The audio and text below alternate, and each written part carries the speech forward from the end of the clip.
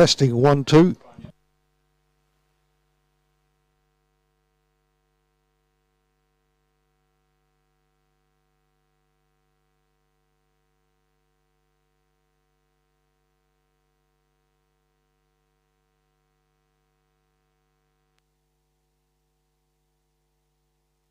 Testing 234, 234. Johnny D.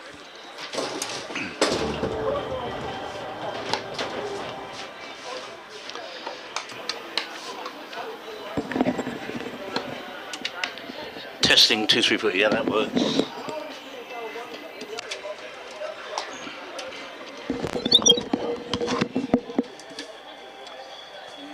Phone.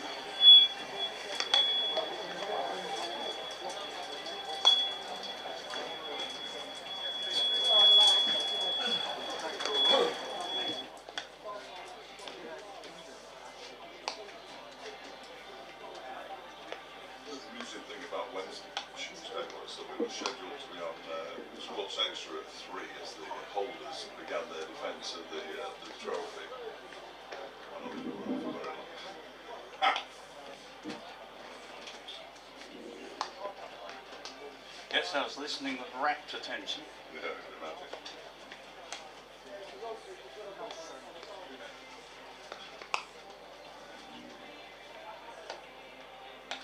Already, like the true pro, looking forward to an early exit. Mispronouncing every single one of the Derbyshire players' names. Yeah? Yeah.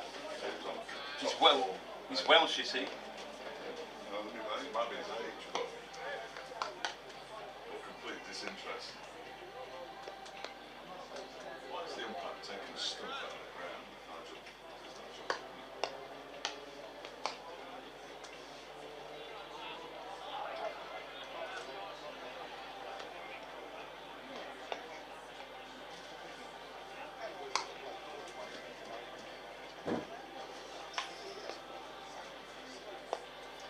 Paul Newton at the cricket.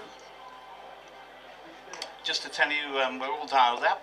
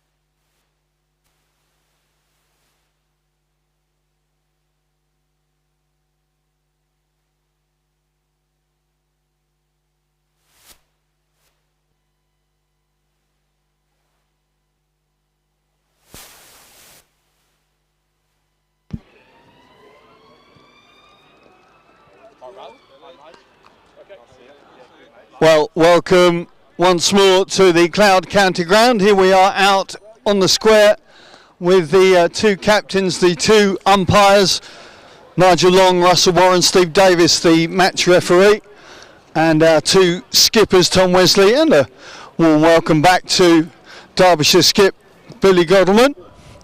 Just having the briefing here between the two before we have the coin toss, and we will find out the teams as well.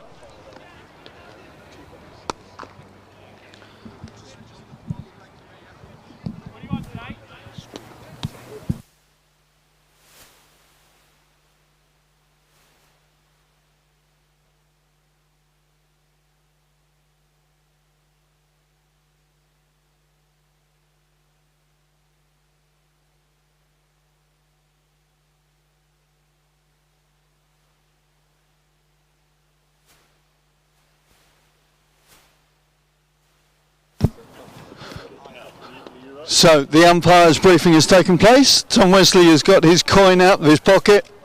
Heads, please. Billy's called heads. And it's tails, right. Mr. Wesley. Billy, if you can just hang a minute, we'll have a chat in just a moment. Tom? Right, you've won the toss. What's the call? We're bowling. You're going to have a bowl. What's your thinking on the pitch? Well, to be fair, we're unsure of the wicket. It's normally very good here in white ball cricket, but we had a bit of success last year chasing. We've obviously got a slightly different team, having lost a few players, but we feel we're best set up to chase here. And team news for the Eagles?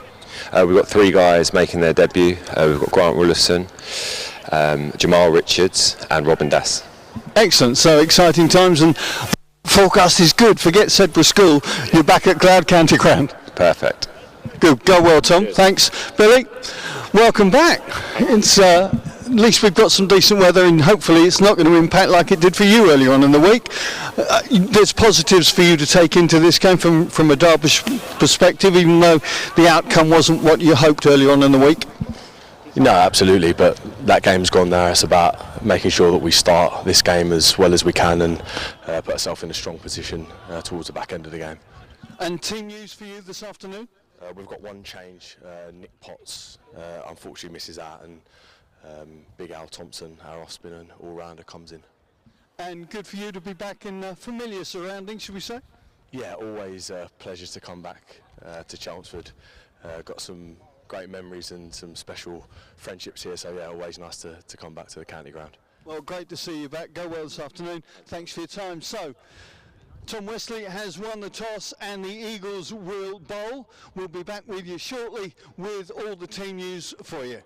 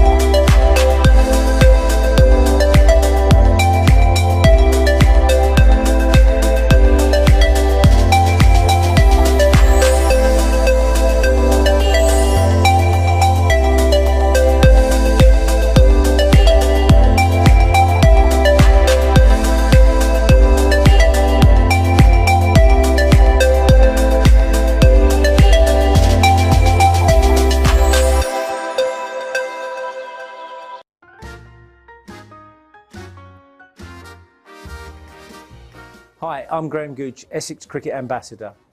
I'm here at the Cloud County Ground in partnership with our Platinum partner, Ambassador Cruise Line. I'll be giving you my predictions for the Essex Eagles' upcoming Royal London Cup competition. I think the player you should be watching is Aaron Beard. He's made a good impression this year, going on loan at Sussex, coming back into the Eagles side in one-day cricket and championship cricket. I think he's a young player on the up, and he's the one I will be watching. Difficult to say. Really, you need to be batting high up in the order. I think Tom Wesley will be coming in number 3, so I'm going for Tom Wesley, the captain of the Eagles. Well, I've already said one to watch is Aaron Beard, so it's going to have to be Aaron Beard again. Well, did very well last year. Nearly went all the way in the Royal London Cup last year, so we need to go one better and go all the way to the final. Difficult to know who's going to be strong and who's going to be weak this year because of players going to the 100. Good one-day sides are always, like Hampshire, are always up there in T20, 50 over, so I'd have thought Hampshire will be a threat.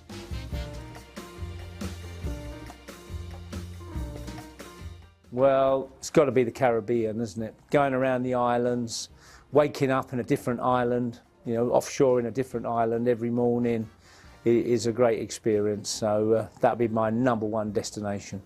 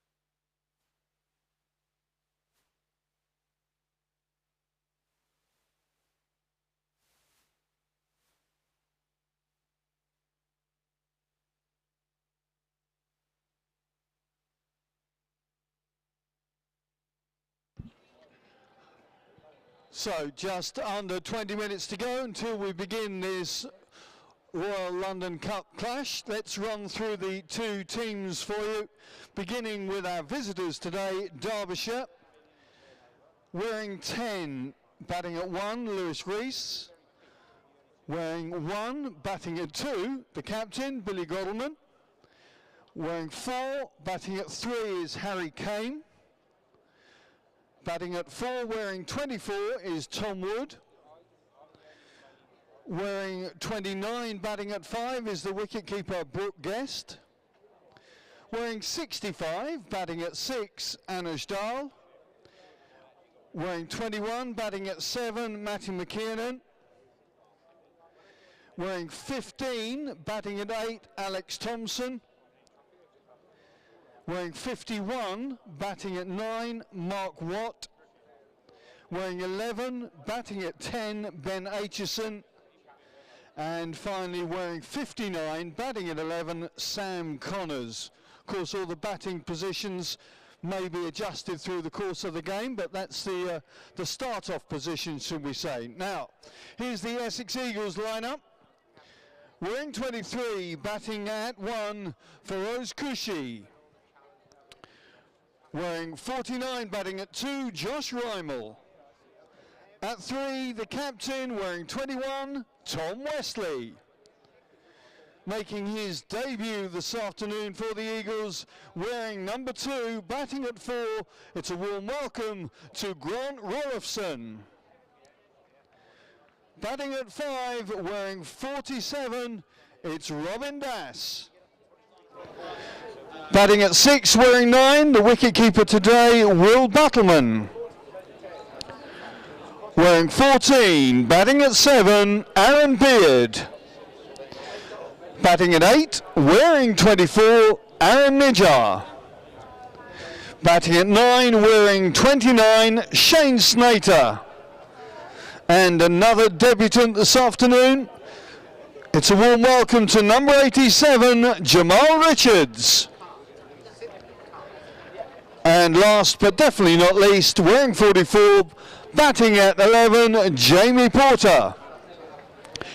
Our umpires today, Nigel Long and Russell Warren. Match referee, Steve Davis. Essex Eagles winning the toss and bowling.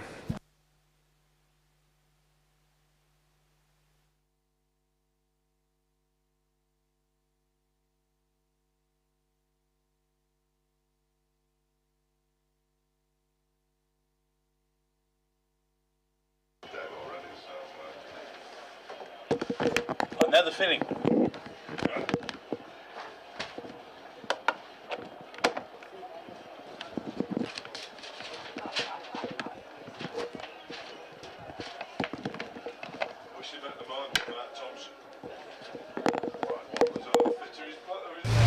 Hi Max, the Royal London Cup gets underway on Tuesday with a trip to Sedbergh to play Lancashire. It's a format that definitely contains an element of mystery these days, but one that we went well in last year. Yeah, a competition all the players look forward to playing in. I think last year, under the new format, played alongside the 100, it gives a chance of utilising the squad, a few younger players coming in, so one we thoroughly enjoyed last year. We went well in, we got to the semi-final, so we're hoping again to be very competitive, and a great way to start away at Lancashire and get the tournament underway. Yeah, and as you referenced there, 50 over cricket is facing an interesting time at national level, and counties missing chunks of their squads are having to kind of delve into their reserves of younger players. But as a club who already have a great track record of feeding young players through the system and into the first team, does that put us at an advantage? Yeah, I mean, we've got a good mix of youth and experience in our squad. We've got a smaller squad than probably most of the test grounds. We're missing a few more than we were last year with the 100 and Simon Armour away with international duty.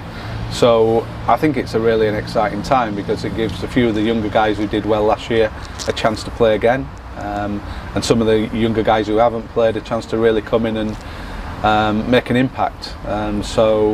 Yeah, we want to be really competitive. We're ultimately trying to win the competition, and I think it's an exciting time for everyone who's left at Essex. Yeah, and one day cricket is hugely important to so many people, and it's written into this club's history with wins in the John Player League, Benson Hedges Cup, NatWest Trophy, Friends Provident Trophy, the list goes on. While it seems to have lost some significance in some quarters, how does this group approach the competition? Just exactly as I said. I mean, always there's a trophy to win, you want to try and win it. But the guys who haven't played much in the first team so far, it's a really chance to kick-start their careers. We know it's not a full first team competition because of the players missing, but nevertheless, you know, it's going to be well attended. The members really enjoyed it last year. We had good crowds at Chelmsford. It's an exciting format, it's 50 overs. So yeah, it's one to be, really look forward to, and everyone in the dressing room is looking forward to a successful campaign. Yeah, and you referenced there some of the players missing this year. Critchley, Rossington and Pepper join Cook and Lawrence in the 100, so a few more spaces available in the squad than last year. Will we see a similar mix of experience and young faces, or do you anticipate a greater proportion of younger players playing this year? Yeah, I mean, we've got Simon Armour missing as well with South Africa. We've got a few niggles and injuries at the moment, so the squad is stretched, so it'll be a fairly youthful team. But you know, there'll be a little bit of experience in there as well. We're not quite sure yet. We've got a few days before the start of the competition, so the next couple of days we'll start to look at probably the first starting 11-12. But I can see us using pretty much all the squad. The games come thick and fast. It's actually a tough format to play in for the places. 100 overs in a day. It's played at a similar intensity to T20, so it does take a lot out of the players, particularly the bowlers. So we're going to have to be smart with resting and bringing in and utilising the squad. So it should really give the remaining players a good chance to get some game time and play. Josh Ryan was one player that came in last year and turned heads with that 100 here against Yorkshire. We also saw Feroz Cushy make 100 and Luke Benkenstein make his debut. Can fans expect to see any new faces they might potentially not know much about this year? The guys you mentioned, as you say, did really well, particularly Feroz and Josh. We're going to have Will Butterman who'll be keeping wicket. With Jamal Richards, Benny Allison's struggling at the moment with an injury, but he did really well in the T20. So yeah, some younger names there. Robin Das as well, who's had a good season in the second team. So yeah, I mean we're probably only going to have a squad of 13, 14 with the people we've got missing. So everyone, will I'm sure at some point get a game or two. Yeah, and it's a great opportunity for them, and one they might otherwise not have got. I can think of an example off the top of my head. Ryan will opening the batting with Alistair Cook last year and doing really well. That's such a valuable experience for them. Yeah, I mean, it's not just about playing young players, it's about playing them at the right time. As you mentioned, playing in alongside experienced players. And that's what we tried to do really in all forms, is bring on our younger players, because they're the consistency and the cornerstone of the club, and they have been for many years here at Essex. But there's a right time to play them, there's a right time to take them out of the team, blood them. But you've got to get that balance right of playing around experienced players so they can learn while they're out there, not just in practice as well. And as you mentioned, there's a quick turnaround between this county championship fixture here and the start of the Royal London Cup next week. I know it's part and parcel of the game these days, but how do you approach that, especially with the personnel change as well? Well, the guys who are going to be playing, who have played Championship in T20, are probably just going to be smart with the practice, rest and recuperation. The younger guys who they've been playing second team, we're hoping they'll give us the freshness, the energy of youthful, that kind of no fear, no scars, coming and running around 90 mile an hour. So it's just again that mixture of being smart with the rest and recuperation. Yeah, and despite the quick turnaround, there is time for a warm-up game on Sunday against Cambridgeshire at Saffron Walden. Will that be used as a chance for some players to put their name in the hat for a selection on Tuesday? We're going to have a chat tomorrow about that, but initial thoughts are probably we're going to try and play near on our strongest team, simply because we've only got that game really in a practice on Monday before Lancashire, so there's not too much time to have a look at different people. So we'll probably go in with as strong a team as we can up at the game against Cambridge.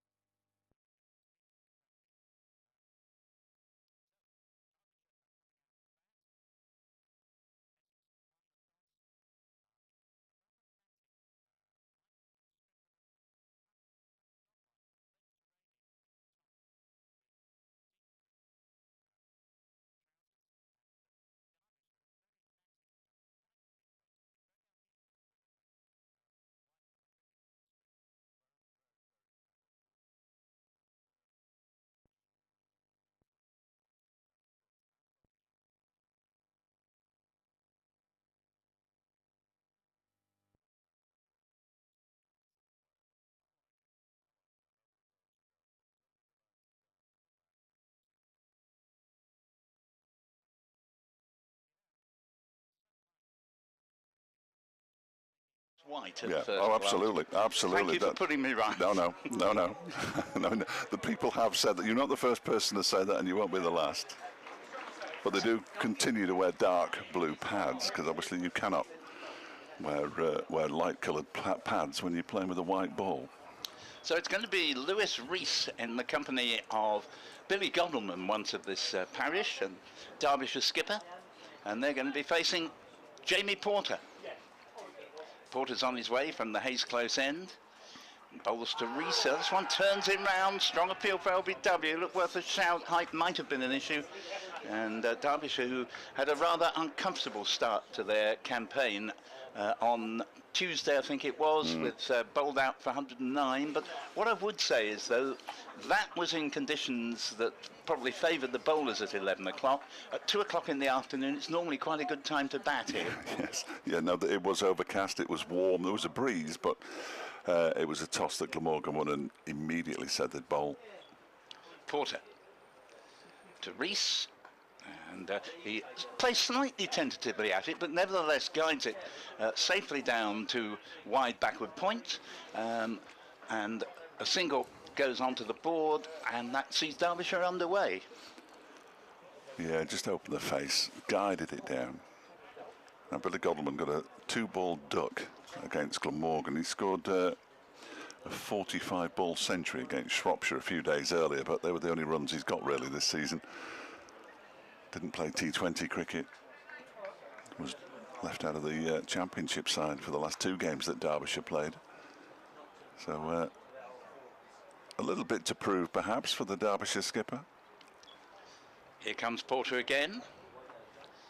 And bowls this time to Godleman, gets solidly in behind this, steers it down to mid-off, there's no run. Mention of Shropshire, one of my favourite counties actually, some lovely countryside, as indeed there is in Derbyshire, 2 of my favourites, but I can't hear Shropshire mentioned without thinking of Steve Ogrizovich, who played both sports, very fine goalkeeper, but he used to play for Shropshire.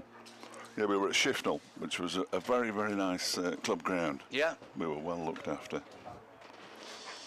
Here comes Jamie Porter in, bowls, and this ball is just turned to backward point. There's no run. Dave just leaves us briefly to do his 2 o'clock update for BBC Radio Derby. You're listening to online commentary, BBC Radio Derby, BBC Essex. I'm Paul Newton.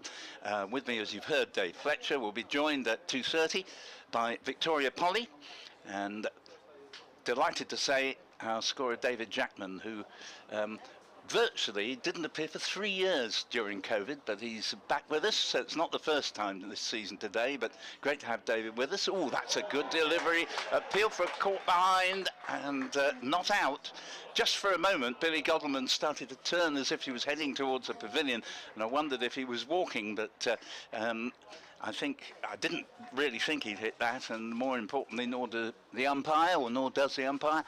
And 2 umpires today are Nigel Long and Russell Warren. So a little bit of a scare for Derbyshire there. There is a slip in, and that is for Rose Cushy. As I'll give you the Essex side in a moment. There are 3 newcomers making their debuts today. Porter darting in from the Hayes close end. And that's another good delivery. Comes off the thigh pad, runs down to Cushy at slip.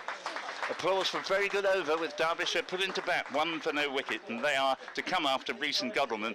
Harry Kane, Tom Wood, Brooke Guest, Anus Dahl, Matty McKiernan, Mark Watt, Ben Aitchison, Sam Connors, and Alex Thompson.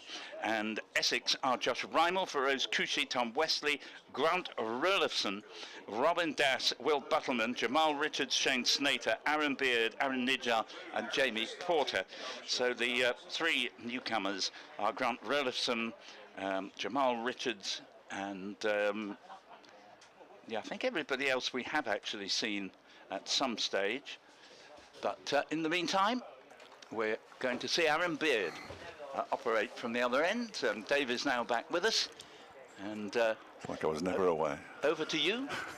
Over to you to describe the bowling when it's from the river end. Yeah, thank you, Paul. So we're going to see a clean-shaven Aaron Beard. Life is so full of iron. Well, the Frank Beard from ZZ Top's the one in ZZ Top who didn't have a beard. Yep. That's probably what got him the gig. I think so. Beard bowls to Reese, who leaves alone outside the off stump, allows it to go through to wicket-keeper Will Buttleman. Always had a sense of humour, ZZ Top. You know, he'd have seen this name Beard and looked round at his other colleagues and thought, just the man. Get him in. Just the man that we need when we need to look respectable to gain entry. There was a big shout against Billy Godleman in the last over for caught behind, and you're right. I just caught you talking about the fact that he took a couple of steps towards the pavilion, which is always dangerous. The umpire might think, well, go on then, I'll fire you off. Here's Beard again in and bowls to Reese, who pushes this up towards mid-wicket, scampers through for a quick single. Comfortable single, it's fair to say.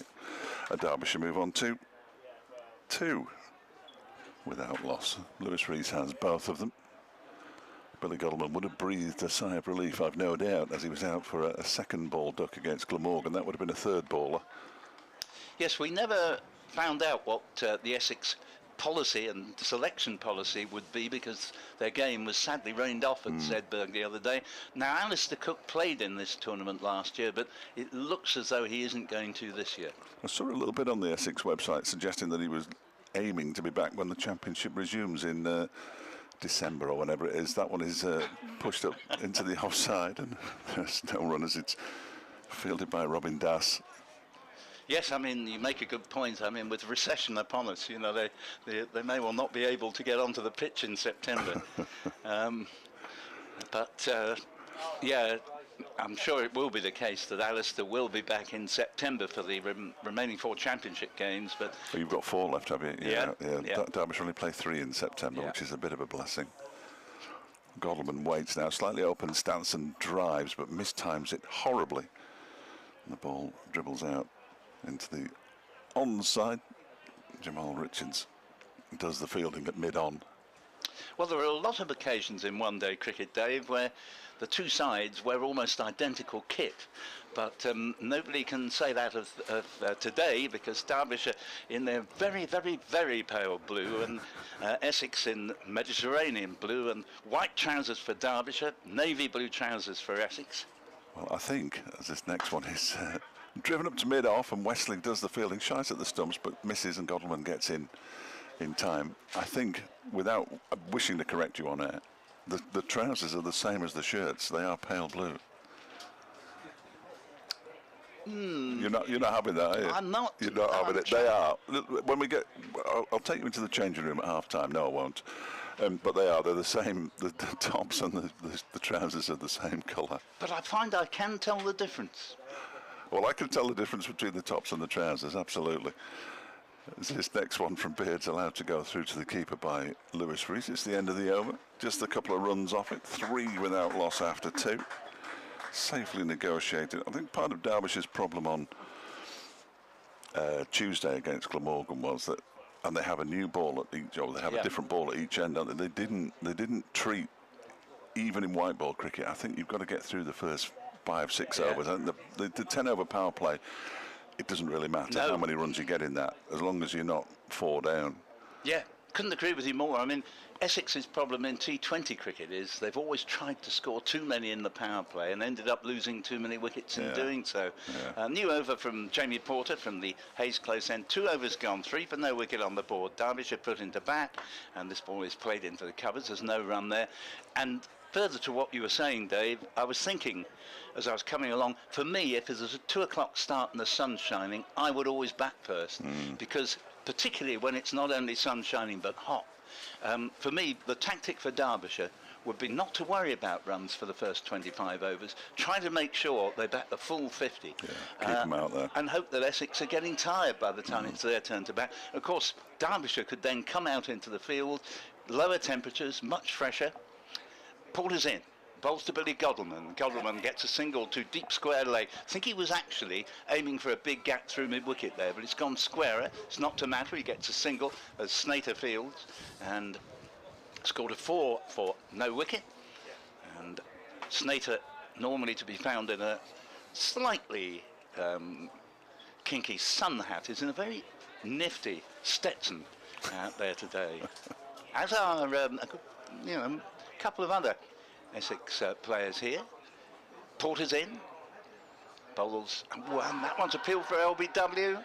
It looked worth a shout, but we were in no position to adjudicate because we're fielding at sort of fine leg, but quite a wide fine leg. So not out, you'll gather. 4 for no wicket in the third over. Yeah, I'm not a big fan of the sun hat. I think I've said it before on air. I like to see players in caps. Well, when Lewis Rees comes out, if the sun has, excuse me, eased off a little bit, he may well be completely headwear free. Porter bowls to Rees. Oh, and he's pushing forward at this, and Porter at the moment has got his number really. He hasn't played more than perhaps one delivery with any degree of certainty. Let it be said, Porter has a tremendous record when bowling from the Hayes close end, and because he hasn't played in that many championship games this season, I sense that he's delighted to be in the team and playing. So it is 4 for no wicket, and we're still in the third over. It was Rees's 32nd birthday yesterday. Happy birthday to him, albeit belated, and Porter's in.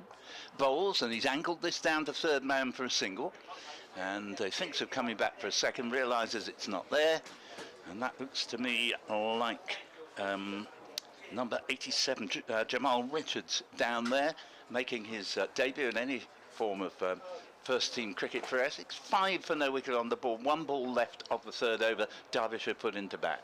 Day for him then. Richards, the announcer, well, I couldn't hear him very well, said 3 debutants. Well, yes, I can only count Essex. 2 that I've never seen before.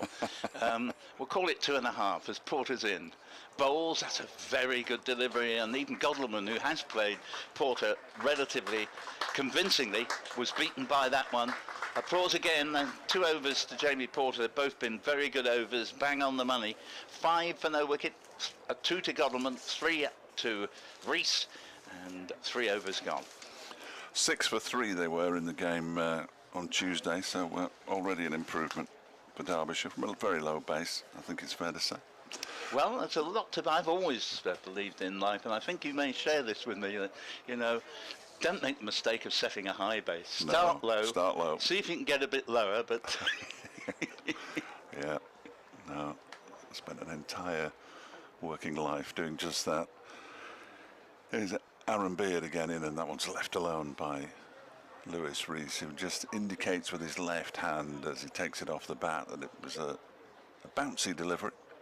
Yeah, I should explain to our Essex listeners, Derbyshire listeners will be well familiar with Dave, but both Dave and myself have never quite gone along with this slogan of today, be the best you can possibly be. We don't really see it that way. Yes, I've striven for adequacy my entire life. Here is Beard. One slip in place and pushed out into the offside. Well, very square by Lewis Rees. Players come rushing in from all direction, and Grant Rolofson, I can't say I approve of this, wears 02 on his back. And what is that all about? Yeah. The 0 is pointless. Just going back to what we were saying, I've always opened the batting for the bang average 11. Yeah. There's a great deal of relaxation and pleasure to be had from that. Absolutely. Absolutely. Here's Beard again. In and bowls to Lewis Rees, who drives very pleasantly, but a nice half stop there by the man in the covers, who is Robin Das. Robin Das, thank you very much.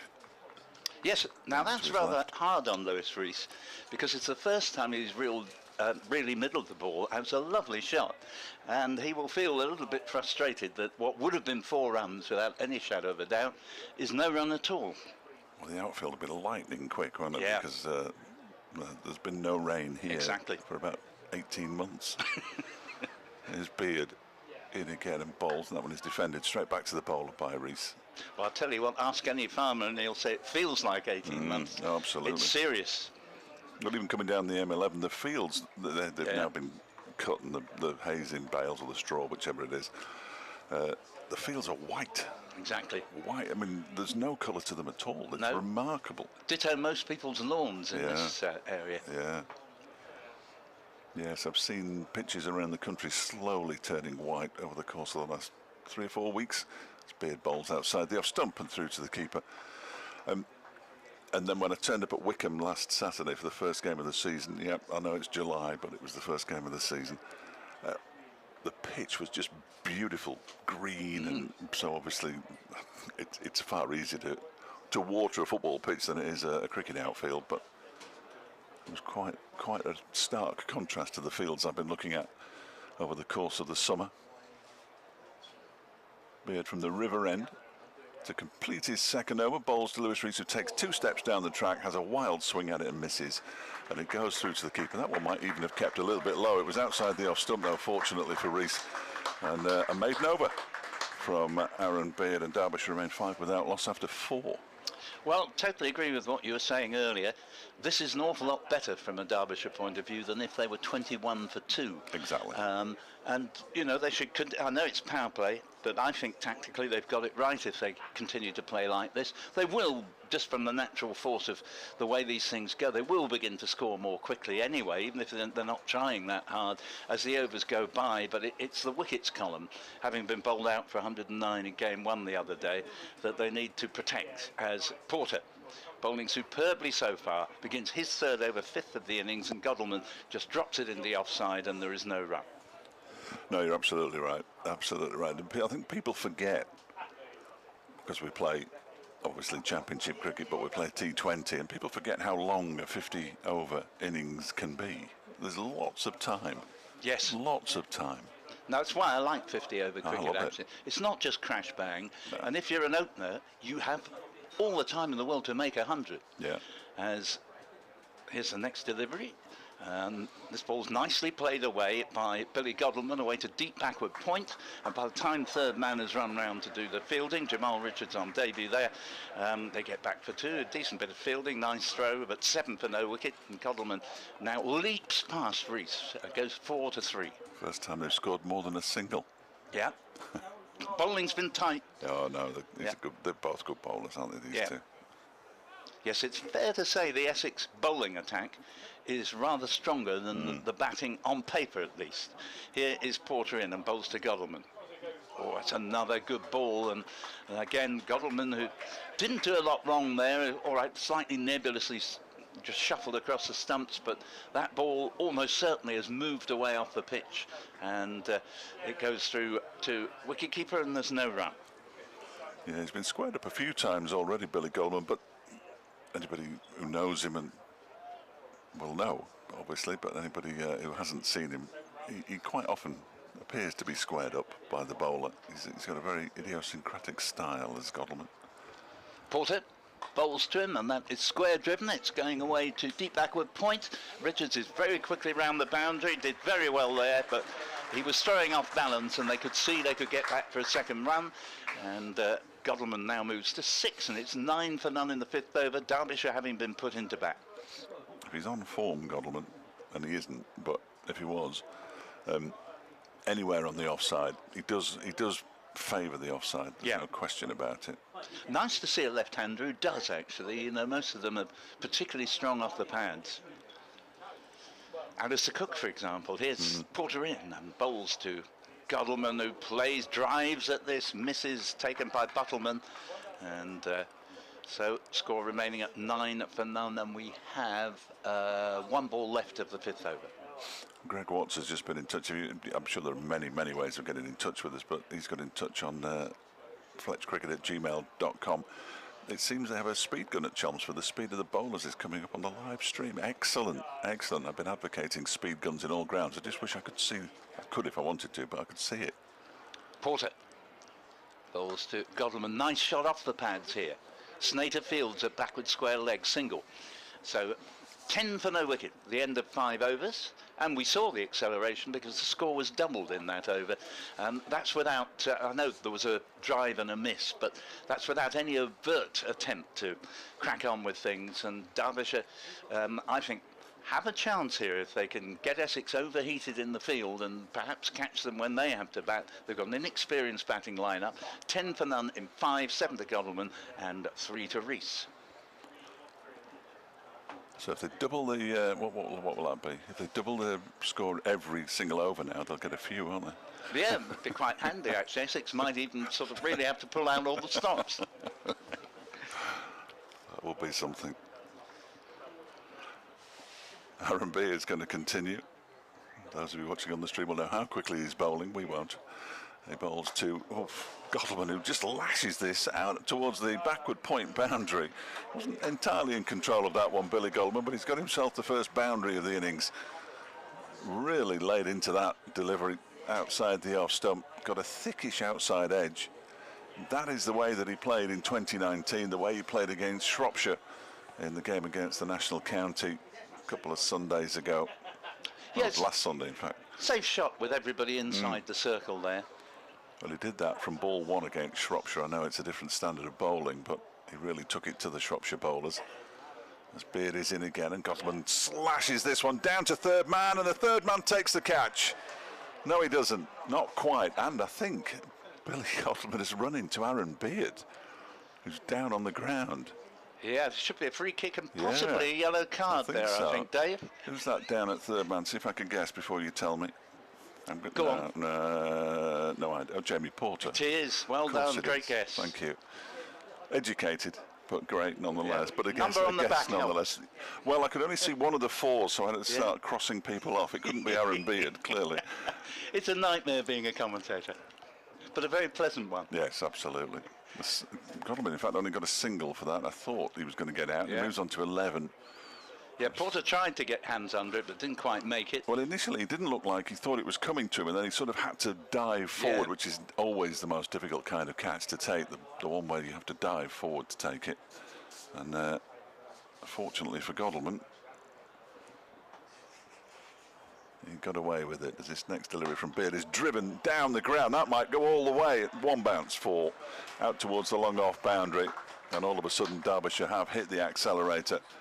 And they move on to 19 without loss. Rees up to 7. Nice shot from Lewis Rees. It was very nicely picked up, and it shows that you can play your shots on this. And just slightly over pitch. Wasn't an overtly poor delivery, but beautifully dealt with. Well, they're in form, these two, and neither have been particularly in form this season. I think it's fair to say they can score, and score heavily. Beard is in again to Rees, so this time drives it just over the head of the man in at extra cover, and that might go all the way to the boundary as well, and it has. He's got away with that one a little bit, not too far away from the man at extra cover. No, Robin Dass, who sort of went to his left, but it was probably a yard away from him. But there probably have been players in the history of the game who would have pulled up a miraculous catch there, but fair play to Robin Dass, there wasn't a chance, and obviously Rees is beginning to fancy having a crack at the bowling at the moment, and so far so good. He's moved to 11, 23 without loss Derbyshire as Beard comes in to complete his over, and that one is slashed away down to third man. Well, there's a little bit of a juggle with the ball in the far distance by Jamie Porter, but no damage done. The one thing I'd say to Rees, having hit a couple of boundaries, is don't get totally carried away. You know, don't be afraid to play a few defensive shots or just pushes and go for the single, because it would be a shame from Derbyshire's point of view if he gets into double figures and then immediately he's caught. Yes, well, they always say, don't they, if you've hit a 6, the next ball should be just dabbed into somewhere and scamper through for a single, calm down again. Absolutely right. I mean, Graham Gooch's gospel was always boundary single, boundary single. Then give your partner the opportunity to see what he can do. Gottleman just taking his time. They've actually put a man in on the edge of the 30-yard circle at backward point. They've got a backward point and a point now for Gottleman as Beard is in, and that one is down the leg side. Did it touch anything? Yes, it must have just tickled a pad on the way through. Perhaps a bit of bat in there as well. The wicketkeeper did well to tumble away to his right-hand side to stop it. And at the end of the over, Derbyshire have more than doubled. They're going to carry on doubling. Yeah, you predicted it. 14 off the over, 24 without loss after 6. Fortunately, we've got a bottomless supply of abacuses, or abaci for classical scholars. All right, you could argue I should have used the accusative there and said abacose, but leaving aside such niceties, we will be able to reckon up the if this does turn into a 5-figure score. We're going to see Porter continue from the Hayes Close end. It'll be his 4th over, the 7th of the innings. Here he comes and bowls to Rees. Good delivery, well played. salute Reece there. I was saying that he shouldn't be afraid to play a few defensive shots No, now, indeed. and that it would have been a big mistake if he'd tried to hit that one. Yeah, absolutely. Absolutely. Just take the time. 24 on off 6 is perfectly acceptable. They'd have bitten your hand off for this start after being no 6 question. for 3 the other day. And these two are very important to Derbyshire's prospects of eventually setting Essex a total. As Porter's in, bowls to Reece, taken on the pad, I think we'll find. So I'm expecting Nigel Long to signal a leg bye here, and very obligingly, that's exactly what he does. 25 for no wicket, the first extra of the innings, with 12 to each batsman. Let me just run through the teams again. Essex are Josh Rymel, Feroz Kushi, Tom Wesley, Grant Rurlison, one of the debutants, Robin Das, Will Buttleman, Jamal Richards, the other debutant, Shane Snater, Aaron Beard, Aaron Nijjar and Jamie Porter. Come to Derbyshire again after this next delivery. Porter bowling to Billy Godleman with a slip still in, drives but straight to extra cover, there's no run. So to come for Derbyshire, Harry Kane, Tom Wood, Brooke Guest, Anuj Dal, Matty McKeon and Mark Watt, Ben Aitchison, Sam Connors and Alex Thompson, and Paul Newton here with Dave Fletcher, and in a few minutes time we'll welcome Victoria Polly to join Dave, and we have our scorer here, David Jackman. Packed in here, absolutely packed. Porter bowls, Godleman comes down the pitch, very nice on drive. They're going to be able to get one because it's sort of a shovel stop at mid-on where the fieldsman pushes the ball into the path of mid-off, Tom Wesley. It was Josh Rymel with the shovel and Tom Wesley with the pickup truck, and but they get a single. 26 for no wicket. There's Godleman again using his feet to the quick bowler, which is slightly disconcerting, but as I say, the way he played in 2019 when he got 2,000 all-format runs. Yeah, it was a nice shot there. Porter bowls to Reece, back to the bowler, misfield by Porter, misfield by Rymel, ball going up towards a straight boundary. Wesley on the dive from mid-off, has to, well, he gets a hand to the ball, but is a sportsman enough to acknowledge that it's hit the rope. And 4 runs for what should have been a dot ball, and I'm afraid Jamie Porter has to be debited there. He should have stopped it himself. 30 for no wicket, and Godleman goes along to 17. Sorry, Reset hit that, my apologies. He goes on to 16. He barely touched it, it seemed to me. Yeah? Barely touched it. Great timing. Yeah. And fast outfield, to be sure. And here's Reece. This time he does play it back to the bowler who does field. And the over ends, 16 to Reece, 13 to Godleman. The innings gathering momentum. We've now had 7 overs. It's 30 for no wicket up on the board. I'll take one more over, and then Victoria Polly will come in to take my place and join Dave Fletcher. Yeah, I'll have to do an update fairly shortly, so we can shuffle around. Yes. We've got a very, very impressive setup here. It's got to be said, ISDN box has got a seat of its own and everything. It's beautiful. Yeah, it's just as well because it's got one of the best seats in the house. It has, and whenever we've had it in this very strong sunshine nowadays, I'm afraid it's packed up. So that's why it's got the best seat in the house. I'm just trying to protect mine, actually, thinking about it. Here's Aaron Beard from the River End, bowls to Godleman, who dances down the track. That one's gone a long way up. It's gone quite a long way in terms of distance as well, but not all the way to the boundary, as it's fielded down below as... Well, that was another remarkable shot. Tom Wesley eventually doing the fielding down at long off, but again Godleman is determined to attack here, and I think it's probably the best for Billy, who's now surpassed, not quite, he hasn't quite surpassed, he's moved on to 13, his average in first class cricket. No, he must have moved on to 15 surely. Yes, sorry, that ball to your right is always about a minute and a half behind the other ball. Beard is in again, and Godleman goes sort of up into the air to push this one out into the offside. Snater does the fielding, threatens to throw down the stumps at the non-striker's end, but holds on to the ball. And as a result, it is a dot ball. Yeah, Godleman 15, Reece 16, Derbyshire 32 without loss here in the 8th over, having lost the toss and been asked to bat first by Essex, who I noticed still use the Eagles. Yes. Yeah, Derbyshire don't use Falcons in one-day cricket. Godleman has lashed this out towards the cover boundary for the first 6 of the afternoon, just about creeps over the boundary. That was quite a mighty blow out towards the pavilion. And Godalming moves up to 21 and Derbyshire to 38 without loss now. This has been a remarkable start.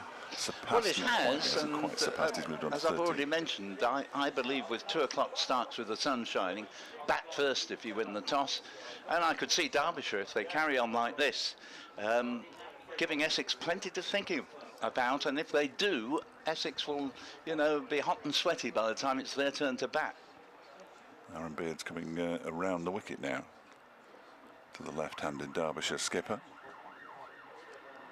who's waiting for him again, uses his feet and then drives this out towards long off for 6 more. That's a glorious shot. Beautiful, beautiful shot from Billy Godalming. He moves to 27 and Derbyshire 44 without loss. Well, now they're sort of racing along at over 6 and over. If you remember, the score was 10 after 5, and here we are just in the 8th over, and skipper. It's now 44. Beautiful pick-up that from Godalming. Waiting for him again, uses his feet and then drives this out towards long off for 6 more. That's a but that really was perhaps the better shot, as Beard is in and bowls, and this ball is just dabbed into the onside for a single, which is exactly the right follow-up shot, having just hit 2 sixes. 45 for none, 28 Godalming, 16 Rees. And what we'll do here is Dave has nipped off to update BBC Radio Derby, is welcome Victoria to come in and prepare to take Dave's place, and Dave will take mine as soon as he's done his piece, as Beard is in. Bowls, and this ball is played for 4. What a beautifully timed shot there from Lewis Rees, from Godalming, and scored to 49 for no wicket. And as really is, Beard is in. Very good stuff. This ball is played for 4. What a beautifully timed shot there. 28 from to Godalming, 20 to Rees, and 49 for no wicket on the board. With Jamie Porter looks set to continue. 8 overs gone, put into bat. Derbyshire 6 for 3 the other day after 6 overs, and now 49 for no wicket in 8, having only been 10 for no wicket. Sundry. We've got the kit here with its own chair, as I think Dave was saying earlier, and just having a shuffle around, but things on the pitch going well for the visitors. They've passed the 50-run mark in the 8th over. Hello, Victoria. Good afternoon. As Jamie Porter into Godalming again, this time it will be fielded at extra cover by Aaron Beard for no run. What a start. What a start from Derbyshire. You sound surprised. Well, having seen them on Tuesday, a little surprised. Yeah, Billy Godalming got a 2-ball duck. He's on 32 from 28 at the moment, batting at 114 runs per 100 balls, which is a great improvement, of course. And everybody will be delighted, I'm sure, from a Derbyshire persuasion. Jamie Porter in over the wicket again to Godalming. Just has a play at that one. It's through to Buttleman for no run. The difference between Porter and Beard, though, quite stark, isn't it? Porter's gone for just 17 runs. Poor old Aaron Beard, 35 in his 4 overs. Those 2 sixes in the last over didn't do him any favours, of course, but... Jamie Porter, the most experienced bowler of the Essex lineup, mind you. Aaron Beard has been having a good season since he was able to break into the Essex side, having come back on loan from Sussex. As Porter into Godalming, just dabs that one down to wide-ish backward point for a run, fielded by Jamal Richards, making his debut for Essex this afternoon. He's done well down there, hasn't he? He's been busy. Quick around the, well, he has been busy, quick around the boundary. Saved a few runs already. And what must be fairly difficult to field down there, because it's obviously we've spoken about the lack of rain, and that part of the outfield is the furthest away from the tap, I'm told. Porter into Rees, who wasn't quite sure where that one ended up. It was out to behind him, and he's managed to take the run from it. So I'm not sure how he managed to get it there. Thick inside edge, I think. You're right, he had absolutely no idea, did he? No idea at all. Aaron needs our fielding. He moves on to 21. Godalming on 33. Derbyshire 55 without loss. And we've got one ball of this Jamie Porter over to come. Godalming to face. And Porter's in. And he just again dabs that one down. It'll be Richards again in that backward point position who will field it for the run. End of the over. Derbyshire 56 without loss. Yeah, and they'll be more than happy with the way things have gone so far. Derbyshire, hugely disappointing game on Tuesday. That was over in 52 overs thereabouts, the entire game, which isn't ideal. Certainly wasn't ideal. We're going to see a change of bowling now as Snater, Shane Snater, Dutch international. That's right. That's my homework. Oh, that's every bit of research now I remember seeing. I sort of have an interest in the Dutch side with Logan van Beek, who was a former Derbyshire overseas player, playing for the Netherlands. But Cousin of Jason Roy as well. oh, okay, I didn't know that. We got him out in the one-day international between England and the Netherlands a little bit. Was that last month? A bit earlier on this season. Great hair. And insanely jealous. And he's on his way in now from the River End to bowl to Billy Godalming, whose first run off Snater is a dab into the offside.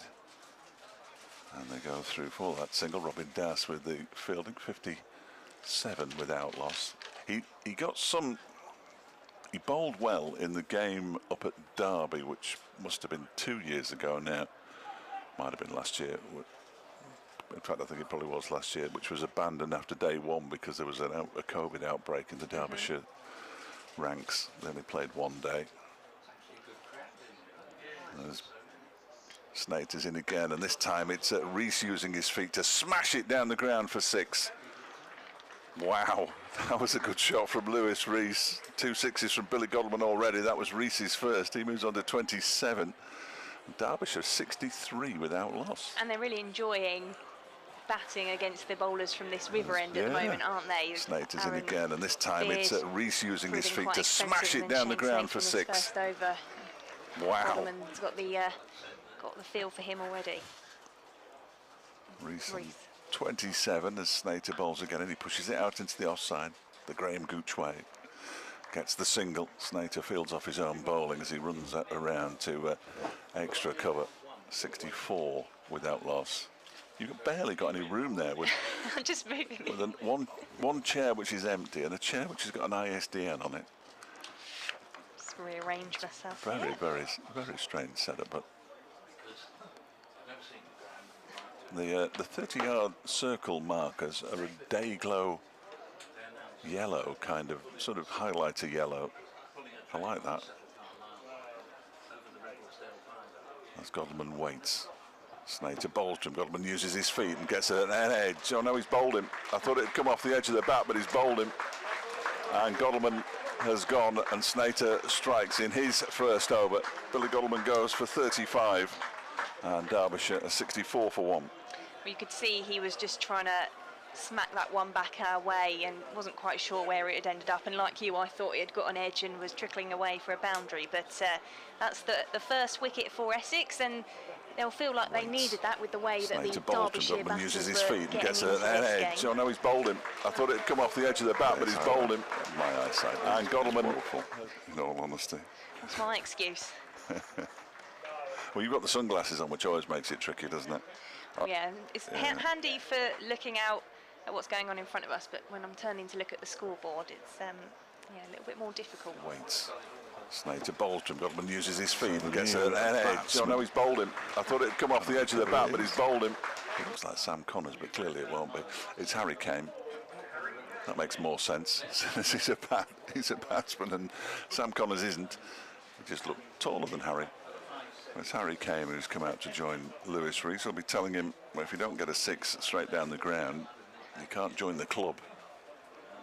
Billy Godalming, a success of sorts. It's got Derbyshire off to a very good start indeed. They're into the where's the number of overs on the board? Oh, there it is. They're into the 10th over.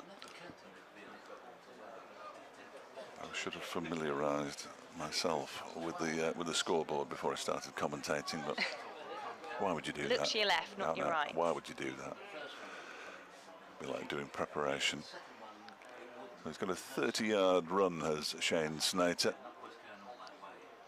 He's past the umpire now, balls to Harry Kane, who drives him very pleasantly out to the backward point region. And they're only going to get a single, though there is a man down there. Harry came off the mark immediately. And Derbyshire 65 for 1. A nice confident start there from him, immediately getting into the game up against Snater. These two have been opened the batting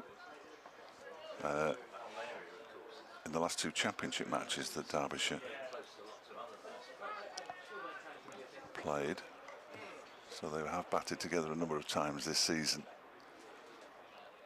It's Lewis Rees on strike now. And he just edges that down to a very fine third man, and around the boundary comes Porter, but he can't stop the ball from going to the boundary.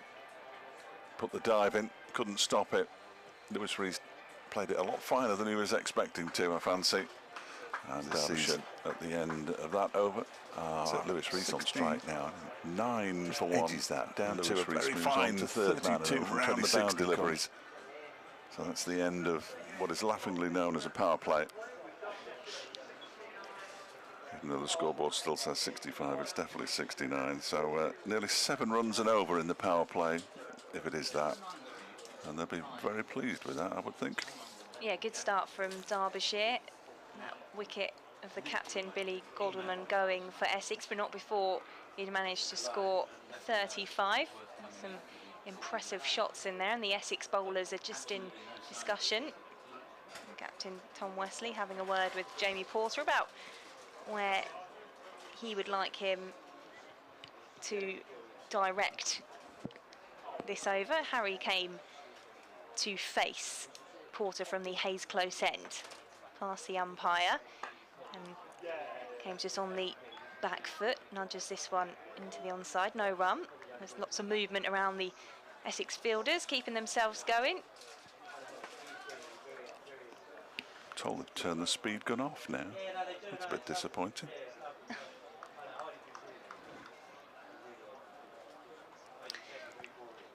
Good atmosphere, plenty of people around the county ground this afternoon, taking in this day-night game as Porter comes in for the second ball of the over. And again, it's just back away by Kane for no run. Derbyshire 69 for 1. Paul mentioned Stephen Grizovic earlier, and of course Gary Charlesworth, who's regularly in contact, tells us, of course, that he played for Chesterfield in as well as Coventry City, Liverpool.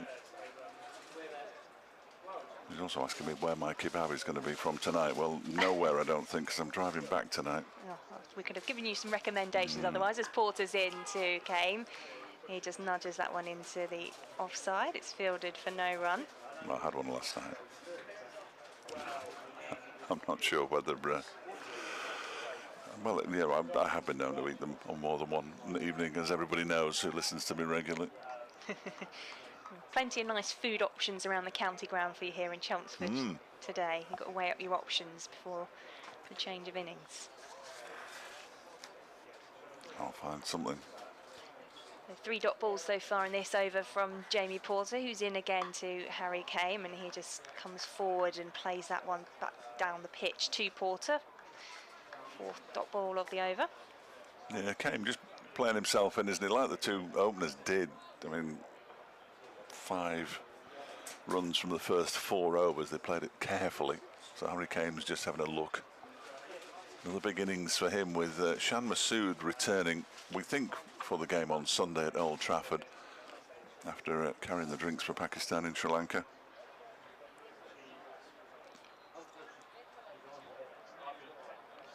Porter over the wicket to Kane, and again that's just dropped by his feet.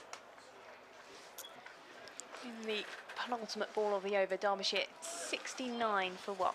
I chucked my laptop off the desk there. You'd think with all this surface area that we have of the bench enough room, in front of enough us room. looking out, to the pitch that we would have enough room, but we always seem to be shuffling about. I think it's the windows, isn't it? Yes, there's they don't not help, do quite they? as much room as you think there is to be sitting across and watching the cricket as Porter comes in for the final ball of his over. And again, that one's just defending out into the offside for no run. So a maiden over there from Jamie Porter from the Hayes close end. Derbyshire 69 for 1. Second maiden over of the innings.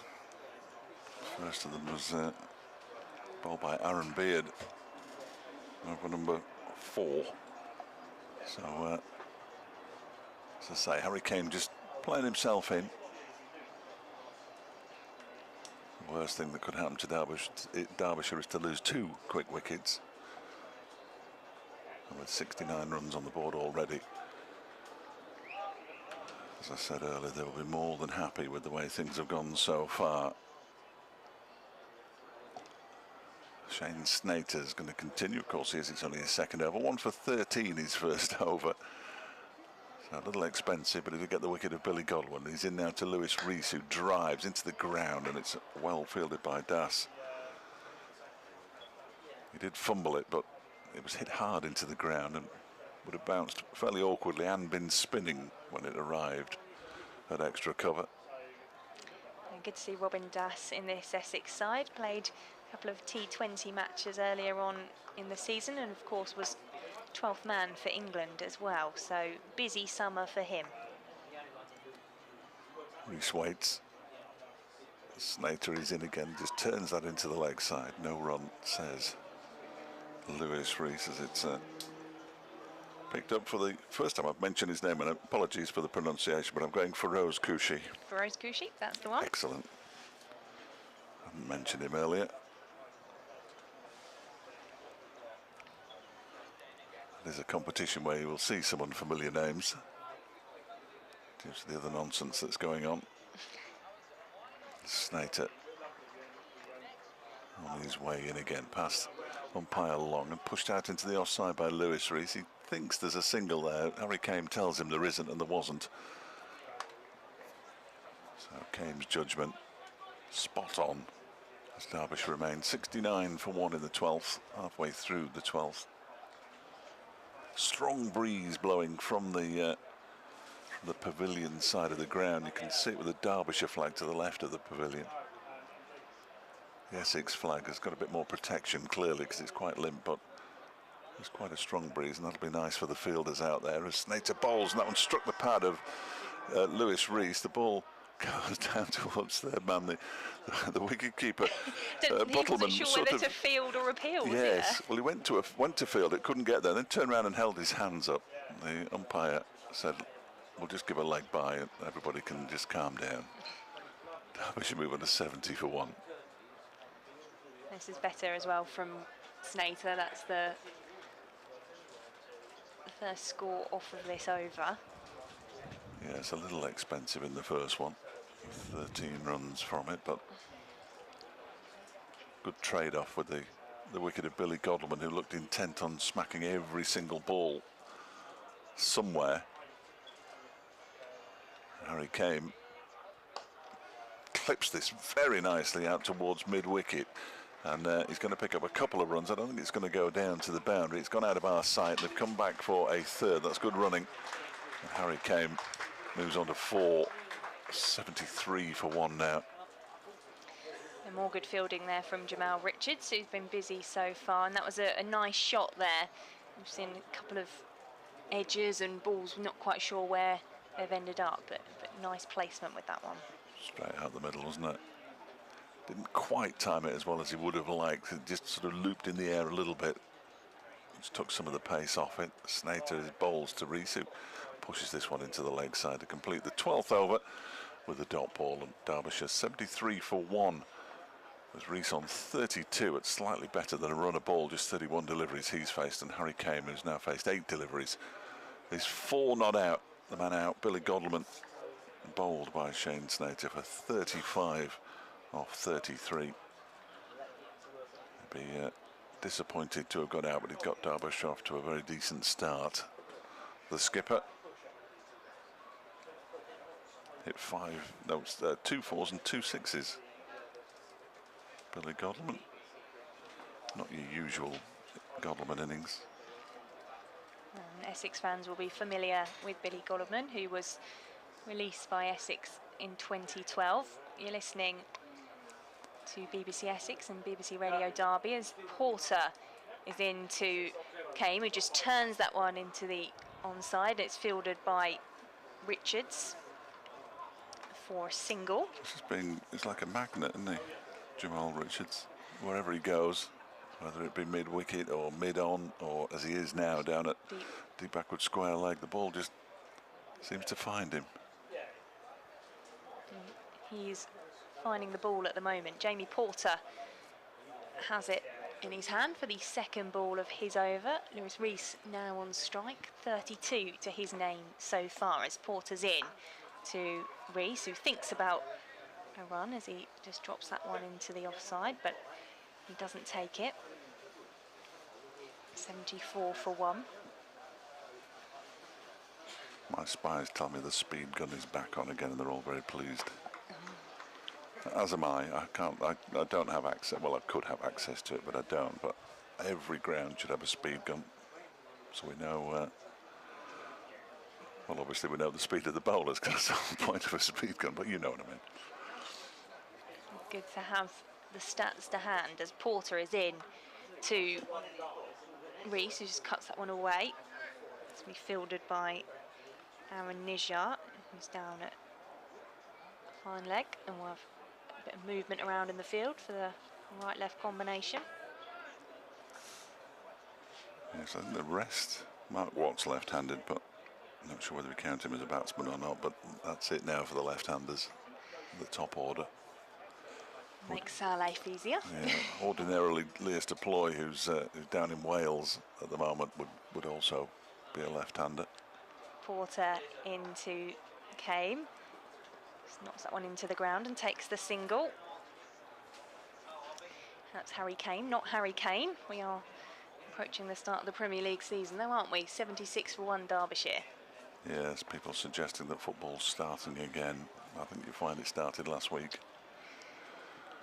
Well, I think we've had plenty of football to be Indeed. Enjoying Absolutely. over the summer. Yes, if you're around Derby and if you're here in Essex, the EFL did start last week as Porter's in to Rees, who just turns and whacks that one away for just a single, fielded by Snater. It was a rather big round of applause. It was, wasn't it? No idea. I was just looking to see if there was anything particular milestone reached there, but Derbyshire 77 I think it was for the throw from Snater, which was a decent one, but sort of what you'd expect from a professional cricketer, really. Harry Kane back on strike. Porter is in, and he wafts at that one. It's through to Buttleman for no run. And that's the end of the Porter over. So rather slow there from the Essex fielders in Harry Kane back the on end of strike, the over, but Derbyshire 77 is for 1. in. Lewis Rees 34 at that one. Harry Kane on through 6. to As Harry Kane was just explaining to Lewis Rees what he was trying to do there. He never looked at any moment like he was going to manage to cut that one away. It was a very quick delivery from Porter, who's now bowled 7 overs for 24. Terrific effort from him. Will that be it for him? Will he keep a few up their sleeve? Tom Wesley will have those decisions to make after the Shane Snater over, his third. 2 overs, 1 for 16 at the moment. He's going to be bowling first up to Lewis Rees, who dances down the track and then just pushes it out into the offside for a single. Just moving around to his right is Josh. Now, is it Rymel or Rimmel? Rymel. Rymel. Thank you very much. Again, should have asked at the start. He does the fielding, and Rees moves on to 35 at exactly a run of ball now. Derbyshire 78 for 1. A couple of other games going on in the One Day Cup today, but with the earlier start time. Sussex 334 for 9 in their innings. They're just waiting for the Gloucestershire reply in that one. Snater's in again, and Kane just turns it into the leg side, sets off for the single. Rymall's there again, and make sure that they can't add to their 78 for 1. Delray Rawlings with 91 in that one, and in the other game, Hampshire are 236 all out, and Worcestershire have just begun their reply. They are 8 for 1. That one in the same group, isn't it, as this? We go to Worcester soon. Might even be. It's a week on Sunday, Worcester. Old Trafford this Sunday. Snater in again and bowls a short delivery. Harry Kane pulls it around the corner and on the bounce down to Porter, and they go through for another single. Kane moves to 79 for 1. Essex will have been wishing they'd have gone to play Lancashire at Old Trafford. I know Zebra's very beautiful, but it was all a bit damp and disappointing for both the Essex players and staff and for those fans who had made the trip on Tuesday, for it to be abandoned without a ball being bowled. Yes, I've never been up there, but I believe it is nice. This next delivery from Snater is turned into the leg side by Lewis Rees, and they scamper through for another single as Gooch gets to the ball. 80 for 1 now, with a couple of deliveries left of the 14th over. I live in Bolton, and I left my house to go to Derby on Tuesday thinking anybody who's playing around here isn't going to get much cricket, because it was hammering it down. You could barely see the end of the road, and it didn't stop until I came off the M6 at Stoke.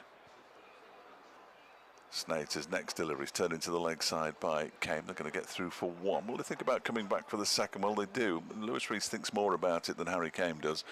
Kane sends him back, and they get through for another single. So 81 for 1. Harry Kane moves on to 8 from 14. I think Anthony McGrath, the Essex head coach, was telling me it took them 7 hours to get there on Tuesday. Ever had a cricket journey quite that long? Well, not quite that long, but not far off. There's Snater in again, and this one is turned into the leg side by Lewis Rees. 1 bounce 4. Really nice shot. A little bit too short from Snater, really, at his pace. And Lewis Rees moves on to 40. And Derbyshire at the end of 14 overs at 85 for 1 now. He timed that one really nicely, didn't he? Got Spoilt what had been quite a good over from Snater.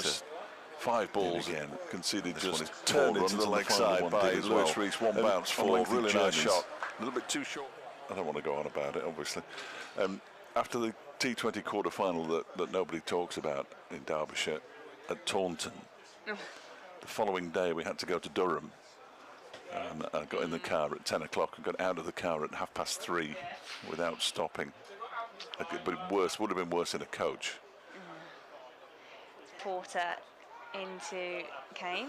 We'll just tucks him up a bit, no run.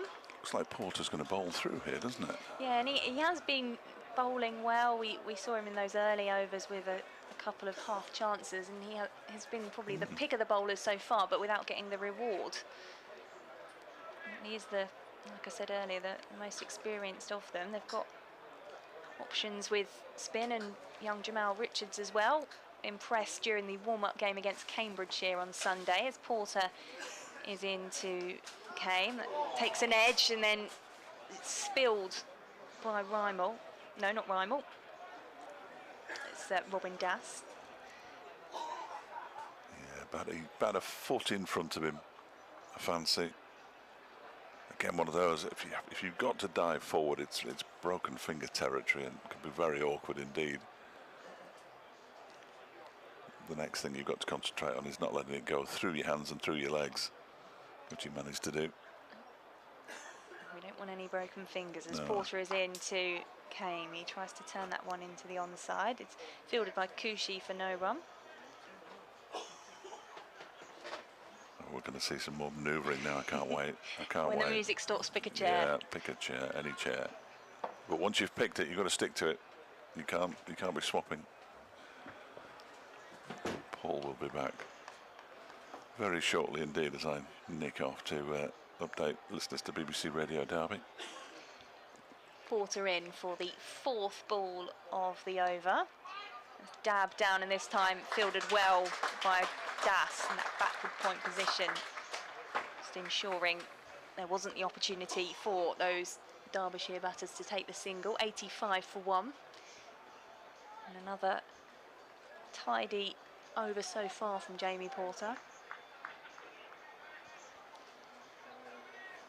Just feel that sunshine beating down on us at the moment. Lots of caps and hats around the Essex supporters sitting in front of us as Porter comes in from the Hayes close end. This time it's turned away by Kame, who's going to take 2 runs there. Fielded in front of the flats away to our left-hand side. And that's the first runs off that Porter over of the 5th ball. Just waiting to see if the scoreboard's moved along or not. I think it has. 87 for 1. To tell Paul he can. Paul, you want to swap us over? Porter into Kame. He won't take a run off that final ball of the over. It will be fielded once again by Das, who's been busy in that backward point position. 87 for 1 then, Derbyshire. Rees on 40, Kame on 10. And that's 15 overs gone. Hello, Paul. Hello there, Victoria. Hello, everyone. Yeah, this is impressive stuff from Derby. 87 for 1 is rather good when they were scheduled the other day for 109. But as I say, there's a world of difference between whether the decision is taken. It's not as if Derbyshire won either toss, actually. But at 11 o'clock, I think I would have put Derbyshire in. At 2 o'clock, if I were Essex, I'd have wanted to bat first, because you're batting in the heat of the day when the fielding side are going to get baked. And I think Essex might regret this, because it's a very impressive start from Derbyshire. Slow to start with, 10 for none in 5. Then great acceleration. Then Godalming goes for 35, 64 for 1. Here's Snater, the man who bowled him. And this ball is played by the very impressive Lewis Rees to square leg, and there's no run there. Rees has moved on to 40, and Kame has made a circumspect start, getting 10. But the acceleration we saw between overs 5 and 10, when it went from 10 for no wicket all the way up into the 60s before Godalming was out, that's bought Derbyshire, I think, a bit of time, Victoria, to take the time here. Yeah, it's probably been it has been a much better start than we anticipated from Derbyshire. They've got themselves into this match. Snater bowls, and this ball's beautifully whipped away by Rees down to the backward square leg boundary. There's a good bit of fielding to keep it down to 2. It was very nearly 4, and that takes the score along to 89 for 1. We're in the 16th over, and as Dave Fletcher, our Derbyshire guest, was saying, it's a long time, is 50 overs. There's a lot of time for Derbyshire to build on this if they can keep their wickets in hand. 89 for 1.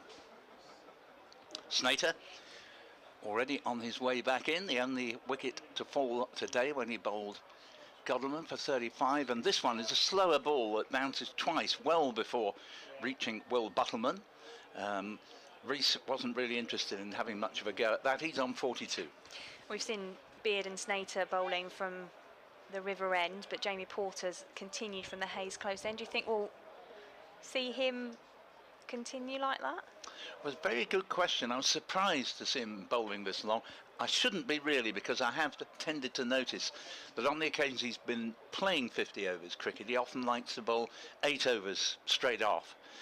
Snater's in bowls, and this ball's guided to extra cover, and Josh Rymel, good to see him getting an outing here. There's no run, 89 for 1 in the 16th, but it does mean he's only got a couple left. I don't think he'll bowl all 10 in one go. I certainly don't think he should do, because you want to keep him back for at least a couple near the end. Yeah, with Derbyshire going well and Essex not having a particularly eye-catching batting lineup, Essex could have some work here, although, has to be said, both Rymel and Gooch did bat very well in this competition last year. As the next we see a very nice cover drive. It's only going to produce 1 run to Lewis Rees, who moves along to 43, and the score to 90 for 1, nearing the end of the 16th over. Interesting as well with that Essex batting lineup. It is a very young side, and Nick Brown was initially named in the squad. Yeah. I did wonder whether we would see him just adding that bit of experience to the Essex batting lineup, but they've elected to let the youngsters do their thing. One of the beauties of the competition, now that so many players are lost to the 100, is it does give some of the youngsters a chance, as Snater's in and bowls, and this ball's played back to Snater. There's no run there, and indeed I'm not privy to how Rymel has been doing in say second 11 cricket. Perhaps he hasn't been having such a good time, but the 100 he made in the quarter-final of this competition here in Chelmsford against Yorkshire last year was as good an innings as you could ever wish to see. So I'm a little baffled that we haven't seen him in any form of cricket, you know, red ball or white ball until today. But I'm looking forward to seeing him bat again. 16 overs gone, 90 for 1 on the board. Derbyshire put into bat with Godwin bowled by Snater for 35, 64 for the first wicket, with Lewis Rees on a very good 43 not out, and Harry Kane 10 not out. And having just discussed if we would see Jamie Porter continuing to bowl from the Hayes close end, it will be Aaron Nijjar who is just preparing himself to come on. So we're going to see a bit of spin from Essex as they look to break this Derbyshire partnership. Yeah, slow left arm, and at times has been good enough to be considered a go-to bowler in T20 cricket for Essex. But toward the end of the group stages, he did prove rather expensive on 4 or 5 occasions and ended up being rested or dropped, however you want to put it. So it's going to be interesting to see how Lewis Rees, a left-hander, faces the slow left arm of Aaron Nijjar. He's got everyone in the field where he wants them. So Nijjar will begin over the wicket for Essex. There's a half appeal there from Nijjar, and then there could be a run out here. It's all a bit of a mess there for that first ball of the over. There was an appeal for LBW from Nijjar, and then Harry Kane was halfway down the track wanting the run. And Essex didn't quite get it in time. No, the throw had to hit direct for that to be a run out. And in fact, it went through to Nijjar. At the moment he received the ball at the bowler's end, the batsman was a couple of yards short, but by the time he gathered it in and taken the bails off, Harry Kane just got the bat down in the nick of. Nijjar in to Rees, who turns that one away for a single. Would have been a great shame actually for Derbyshire if that had been a run out, because you know it would have been a wicket to nothing that hadn't really been earned, and that was a bit of carelessness on Harry's part to come so far down without making sure his partner was on the same wavelength. But even great players have often been a liability at running between the wickets. Jeff Boycott springs to mind. Nasser Hussain wasn't great in that department. He just eyes lit up at the way in which Essex were focused on whether or not that appeal was successful and where the ball had ended up in the field. As Nijjar's in to Kane, he just digs that one out into the offside for no run, fielded by Porter. Good to see. Spin in the attack. Fourth ball of the over even, as Kane dances down the track, and that one is going to go all the way for 6. Well, he watched that one and it was high and long, and Harry Kane takes a 6 to move Essex to Derbyshire even to 97 for 1. It was interesting, if we go back to the 2019 T20 finals day at Edgbaston in September of that year, which Essex memorably won off the last ball of the final. These two sides were drawn in the first match, the semi-final stage, and after going for a bit of tap, Nijjar actually produced an absolute beauty that got rid of the dangerous and excellent Wayne Madsen. So he can be very effective. When I've seen him this season, Victoria, he's a little bit up and down without enough variation of pace and flight. Got a bit of a stoppage as we search for, I think we've got the ball back, but I think there was a conversation about whether we needed another ball, as it had been dispatched back over the top of Nijjar towards the Hayes close end. Nijjar into Kane. This one takes an edge, and then it's past the fielder in the mid-wicket area, and he'll take the single. Yeah, nice shot that was. previous delivery from Harry Kane, picked the right ball, came down the pitch. I'd like to see a batsman use his feet to a spinner, and Kane did very well. That brings Rees on to strike to face Nijjar. He bats that one back towards him. He's let that one go, and Richards will field. Another single taken by Derbyshire. So at the end of that is the end of the Nijjar over. So 9 off of it, Derbyshire 99 for 1. I'm just getting a little bit excited, as I'm prone to do, Victoria, because it's occurred to me, we had a little contest set by the scorer David Jackman, who asked us to predict how many Derbyshire would get.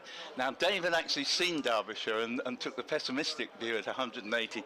I think you said 205, was it? I did, yeah, but you thought I said 285.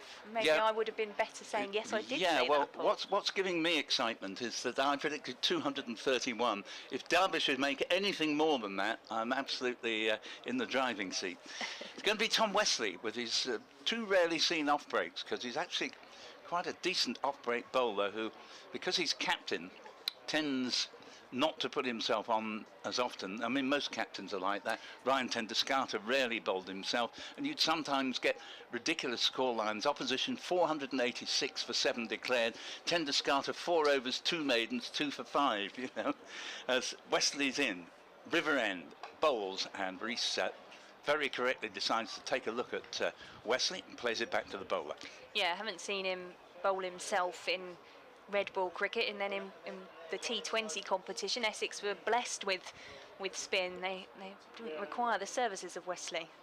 Bowls again, as ball's played to mid-wicket for no run. Yes, indeed. I mean, in addition to the inevitable Simon Harmer in the T20, the skipper of T20 cricket for Essex, you've also got Dan Lawrence with his frog in a blender off breaks. Matt Critchley as well. And Matt Critchley, absolutely, with his leg spin. Wesley's in again, coming round the wicket. Past umpire Russell Warren, bowls and back to the bowler. 99 for 1. One of the features of Tom Wesley, unless people really do use their feet to him, he's quite likely to be pretty economical. That's what Essex will want at the moment, just to put the brakes on a bit for Derbyshire. Here he is again. Bowls to Rees, who shapes as though he might have been intending to come down the wicket, so Wesley dropped it in a tad shorter, and in consequence he goes on to the back foot and plays it down to Jamal Richards at mid-off, and up comes the Derbyshire 100 for 1 in the 18th over.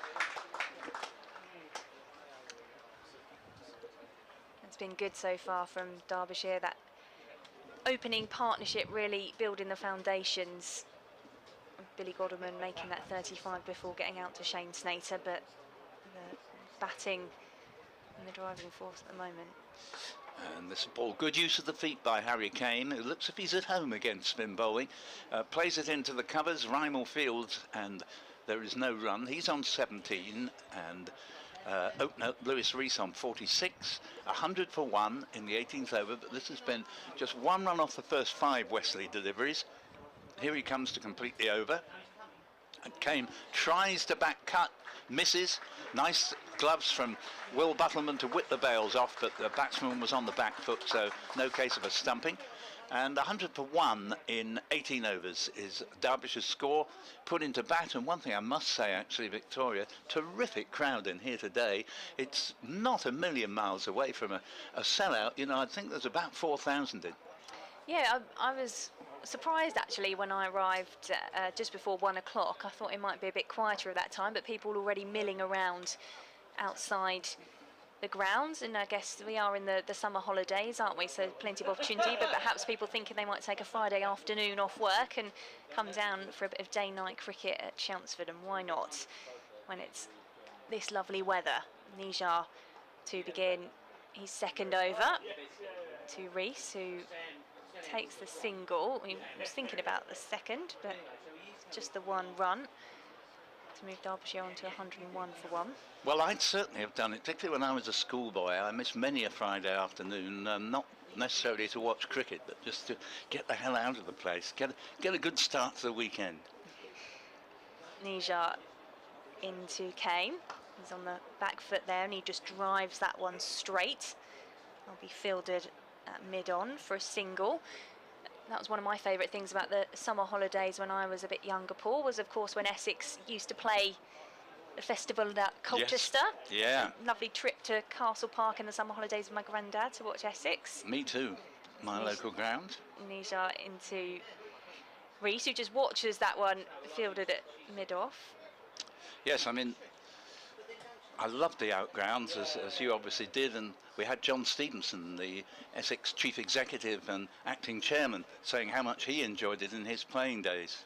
Nija into Reese, who on the back foot plays that one into the onside. It'll be fielded by Gooch, who's in a wide square leg position for another single, 103 for one. And of course, Essex often playing games in Colchester and Southend and various other locations back. Ilford, yeah. Ilford, yeah, back in the day. It came drives and thinks about the single. It's fielded, though, at the second attempt by Aaron Beard. Yes, I'd love to see at least one outground used, you know, for at least one championship match each year. Nija, final ball of the over two came, who uppishly drives that one, fielded mid-off by Jamal Richards for a single. 104 for one, Derbyshire. Lewis Reese on 48 and Harry Kane on 19. I was talking to Nick Gledhill, our fellow BBC Essex cricket commentator, about outgrounds on around the wicket on BBC Essex earlier this week, because we were saying, obviously, lovely locations, always nice to get to see cricket in different places, but as we saw on Tuesday when Essex made that journey up to the Cumbria to play Lancashire there, obviously not as sophisticated in the systems to clear any water. No, having said that, I'm not sure if the probably same... wouldn't have made a difference, but yeah, because there was 12 hours solid and often heavy rain, and Wesley's in and bowls, and the ball's played defensively into the offside. 104 for one in 19.1, and I was actually going to go up the day before. I was all set to just click on the accept for a hotel and get up there, because there was a steam train running in the area as well that I fancied seeing, as Wesley's in and bowls, and this ball is nicely run down, superb late cut, and it's gone to the boundary. Beautiful timing. You don't have to get much bat on that particular shot to a spinner, and that's 4 very good runs indeed to Harry Kane. 23 to him, 108 for one. yeah, I've seen some nice shots area here as well from that I the fancied seeing, as Derbyshire Wesley's in and bowls, batters, and like you say, this they're ball is working nicely the run Essex down, field, superb and late cut, that's not what they're and gonna want if it's gone to the they've got a big boundary. score to Beautiful fight timing. it. Wesley bowls again, and this ball not where he was intending. He was looking to cover drive, and it goes to backward point, but perfectly safely along the ground. 108 for one. And just going back, and fortunately I checked the weather forecast before booking the hotel and travelling up, and it was dreadful. You could see that it was unlikely a ball would be bowled. Wesley is in and bowls, and this ball goes down short, fine leg. They're taking a quick single. Shy comes to the bowler's end, but batsman already home. 109 for one with 24 to Harry Kane. And you know, the forecast pretty much suggested it wouldn't matter where they played it in the northwest. There was never going to be a ball bowled because, as I say, 12 hours worth. So I don't think it's because it was an outground. No, it's just... But, I mean, you make a good point. There would be other occasions when an outground might be more vulnerable, as the next ball's played back to the bowler. But what I think was good for batsmen was the experience of playing on different pitches. Headquarters grounds tend to be intrinsically on the slow side, and places like Ilford, the ball, you know, and for that matter the Castle Park, as this takes a leading edge and goes to backward point, no run, the batsman's Reese. The score remains at 109 for one. 48-24, the two batsmen, Reese twice as many as Kane. Yeah, you know, at the outground, Southend was another example. There was good bounce, and you tended to get attractive cricket matches as a result. Now, you take the game here in the Championship most recently, Victoria against Somerset, and in the very first over, I can't remember if it was Nick Brown or Alistair Cook who edged a ball, and it didn't carry to slip. That was a new ball, straight off, and it didn't carry to slip. And I said to Anthony Gibson, the Somerset commentator, this doesn't look good. First 10 overs, there were 7 4s, 3 6s. Second 10 overs, 2 4s, 1 6. Thank you, David Jackman. As Nija is in to Kame, and he hits that back straight past the bowler, who was diving to try and stop it, takes the single. 109 for one. And of course, the last time these sides met, and actually played was at Castle Park in 2013. Yes, yes indeed, that's right. In this format of cricket. Yep. As Nijar is into Rees, who takes a couple of steps down the wicket, thinks about hitting big, but instead just drops that one into the onside for no run. Yeah, their game abandoned without a ball being bowled in 2014, but 2013 these two sides met in North Essex as Nijar is into Rees again, who plays that one into the onside and takes a single that time, 110 for 1. Lovely story regarding Wayne Madsen. I was saying earlier what a nice man he is, and one day there was a one-day game at the Castle Park and he wasn't actually playing in the game. Come back to that. Nijar is into Harry Kane, who leans back and plays that one into the offside for a single, fielded by Shane Snater in the covers. And he emailed us from somewhere in the Derbyshire area and said how much he was enjoying the commentary and keep up the good work, and he remains the only current cricketer to have done something like that, so he's in our good books. Well, now if anyone's listening, you know what Paul wants, as Nijar is into Rees, who was forward trying to play at that one. It's through to Buttleman though for no run. Rees on 49. And that was, must have been 14, 15 years ago. He's given tremendous service. And you've never forgotten. Derbyshire, yeah. He's still playing. He's scored a bag full of runs in the championships. Final ball of the over from Nijar to Rees, who plays that one up to the fielder for no run. And end of the over at Derbyshire, 112 for 1. Some of our listeners will have heard an hour spent with us in the Somerset game. We woke ourselves up because John Stevenson came in and you know, he was saying that there was a big meeting of the counties regarding this, amongst other proposals from Andy Strauss, you know, of the reduction in number of games. Good to see Ben Stokes has come out in favour of not reducing it. I asked John a few minutes ago when I met him as Wesley comes in from the River End, and bowls to Harry Kane, dot ball to Rymel in the covers, 112 for 1. And he said, well, nothing was decided and there wasn't a lot to tell, other than the fact it was said apparently that notice would be taken of what the paying public thought. As here is Wesley in and bowls, and he's a bit fortunate here, Kane. Plays and misses, taken on the pad. He'd come out of his crease and he'd been gone for all money if it hadn't have taken him on the pad. He survives, 112 for 1. Well, certainly going by public reaction, the Lancashire questionnaire has met with a 97% response in favour of not reducing the number of championship games. They've taken one run to a flick off the pads here from Kane, and good smart work from Jamal Richards running towards mid-wicket from long on, keeps it down to a single, 114 for 1. So anyway, we're all hoping that there isn't a reduction in championship games, because to change everything for the sake of the very few who play Test cricket seems to me to get your priorities backwards, and thus thereby ignoring the wishes of the public to bargain. As this ball is played out to Shane Snater on the cover boundary, and single there, and that brings up a very fine 50 from Lewis Rees. And Derbyshire are already well ahead of what they were the other day. They were all out for 109 then. They've been put in today. They're 114 for 1, and Lewis Rees, who I think was one of the people who got rid of in Derbyshire being 6 for 3. Indeed, I have that confirmed from Dave Fletcher. He has made a fine 50 here. Here's Harry Kane, who's playing with increasing freedom here. He's done the right thing, played himself in, and that was a nice square cut. Fielded on the boundary, single, 28 to Kane, who, if anything, has been doing the bulk of the scoring recently. I said 114 before, and yes, indeed, I was right to say that, because it's now 115 for 1. Always a bit tricky here, because the ball we can actually see in front of us is always a ball behind the other two boards that we can see, as this ball is nicely fielded at mid-wicket, but not before they've scampered a single. The end of the Wesley over, 116 for 1. And 22 overs have gone, with exactly, in fact, 51 now to Lewis Rees and 28 to Harry Kane. And while there was applause for Rees's 50, I neglected to tell you the 50 partnership was also posted. So 64 for 1 it was, and at 116 for 1, we have a second wicket partnership of 52. Well, you say about the reaction of cricket fans and what they want to see in terms of county cricket, and we can definitely see lots of people turning out today for the 50 over competition as Nijar's in for the first ball of the over to Lewis Rees.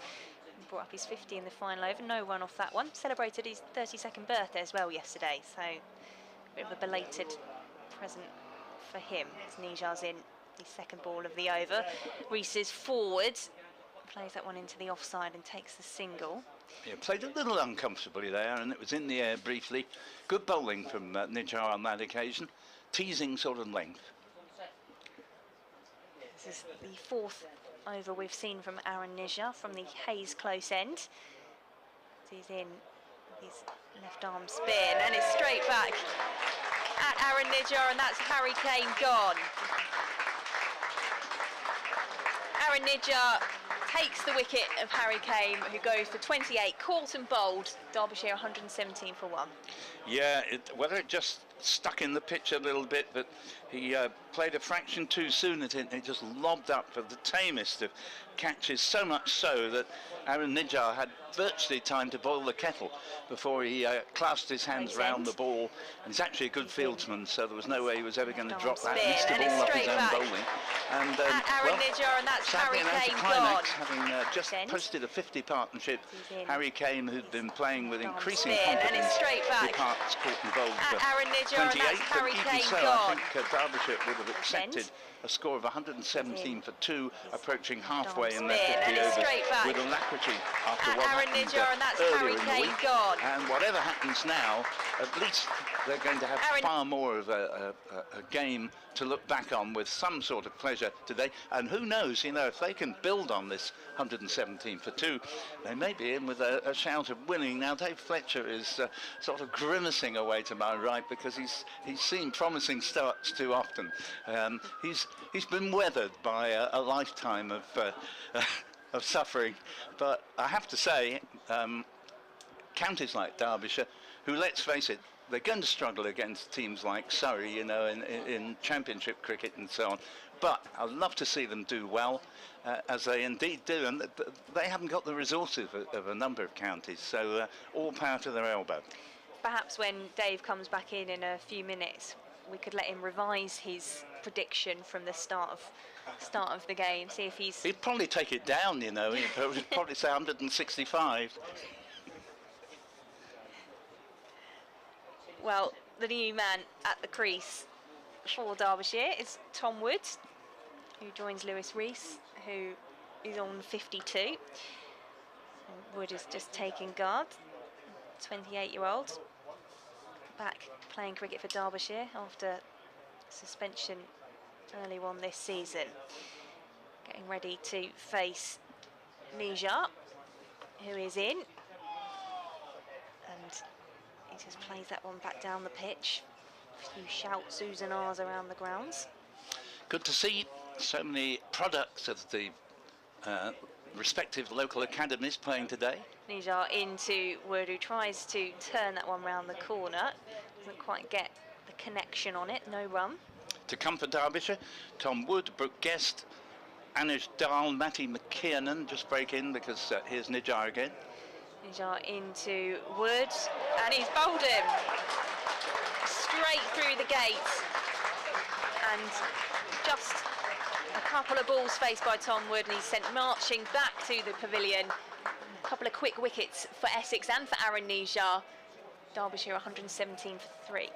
Yeah, that'll do Aaron Nijar's confidence of power of break because he has been taking a bit of hit in the T20 tournament. And he's bowled him. Proving very effective out there today. Straight through the gate. Rid of McKiernan, Harry Kane and Tom Wood Nijar in the same over as Wood makes his disconsolate way from and he's bowled him. the arena. Terrific crowd in Straight here through the today. gate.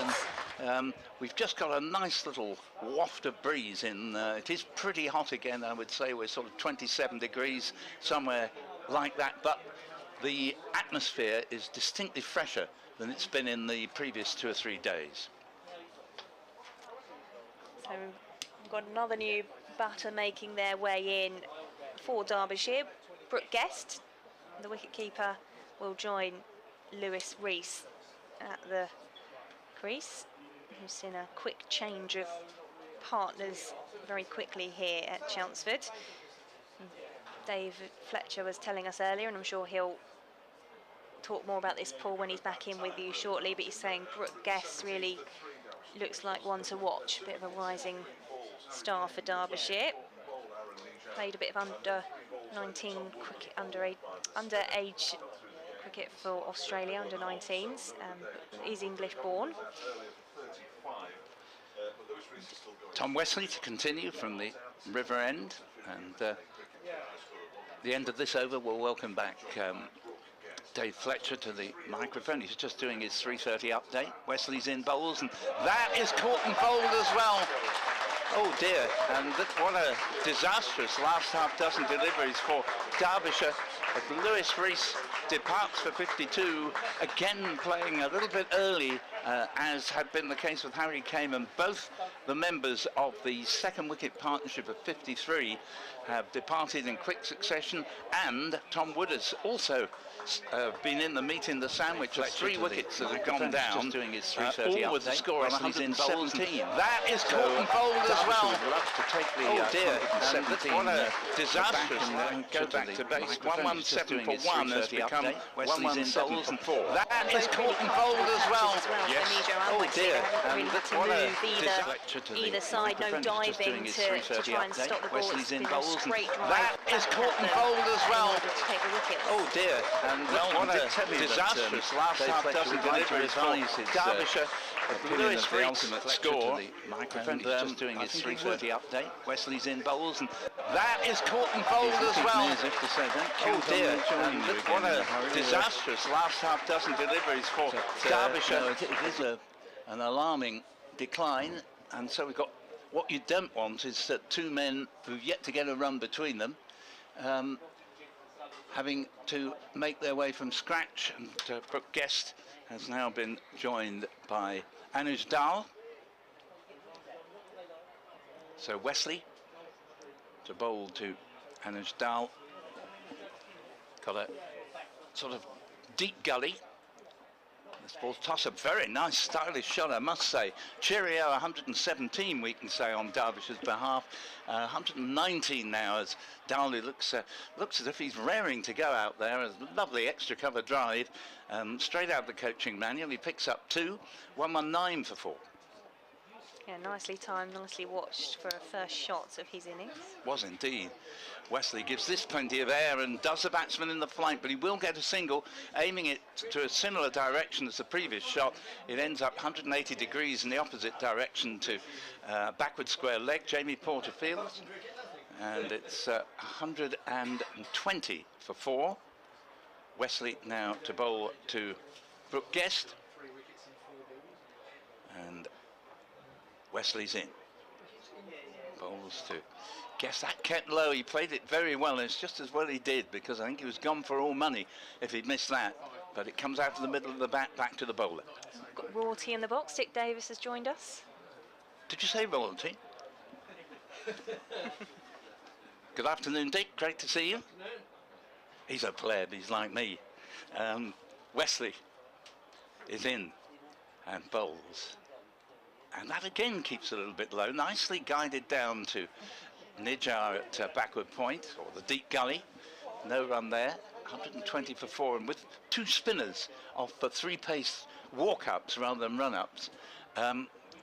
Essex are getting through these overs of spin, even with the extra time for 3 batsmen having dismissed in the space of 5 deliveries a few moments ago. Very quickly, as Wesley gives us plenty of air, and another very nice push into the covers there, head right over the ball, everything correct about it. The end of that over, and Victoria just about to make way for Dave Fletcher, who will find himself now with a little bit more to do in terms of Derbyshire's, his hopes for Derbyshire.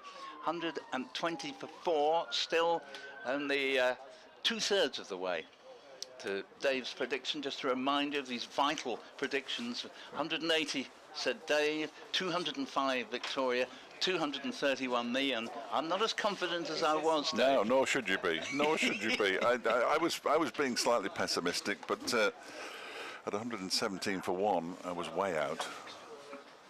Aaron Nijar begins a new over, and it's guided very nicely by Anuj Dal out into the offside. 121 for 4. We're in the 25th over. I like the way that Dahl has started. You know, he's looked confident in what he's done. Well, he's been one of the success stories of the season. Yeah. For Derbyshire, no question about it. I think he might have had a run taken off him actually. This one is guided into the offside by Brooke Guest, who's been another of the major contributors to Derbyshire's cause over the course of the championship season. Certainly, early to say anybody's contributed to the 50 over competition, as he uses his feet this time to Nijar Brooke Guest and clips it out towards the mid-wicket boundary for a single, so he's off the mark now. 122 for 4. It's been a little bit strange, hasn't it, that 2 of the 3 recent dismissals were both, for some reason, Caught just bowls. Yeah, very gently tapped back, whether they stuck in the pitch a bit. Not the first time that Lewis Rees has been caught and bowled this season, as that one is guided by Dahl out to backward point, where it's fielded by Porter. And they scamper through for another single. Dahl moves to 523. 1, 2, 3 for 4. Dahl, the fastest thing I've ever seen on a cricket field. Absolutely rapid between the wickets, as is Brooke Guest, who pushes this one to extra cover. And there's no run. Well, it'd be good if they can sort of take the quick singles here, put a bit of pressure on the fielders.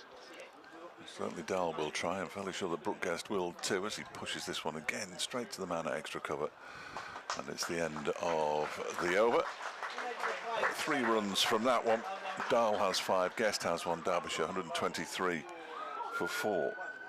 Halfway then, 25 overs bowled, and Derbyshire doing so well at 117 for 1. The problem was it was still 117 when there were 4 down, as in very quick succession they lost. Harry Kane caught and bowled Nijar for 28. Tom Wood bowled by Nijar for 0. And Lewis Rees, who played excellently, caught and bowled Wesley for 52. And you could see that Rees was absolutely mortified at his modus dimittendi, his method of dismissal, as here is Wesley in. Bowls to Anuj Dal, plays it back to the bowler, there's no run. Yes, 3 wickets in 5 balls is not ideal in any innings.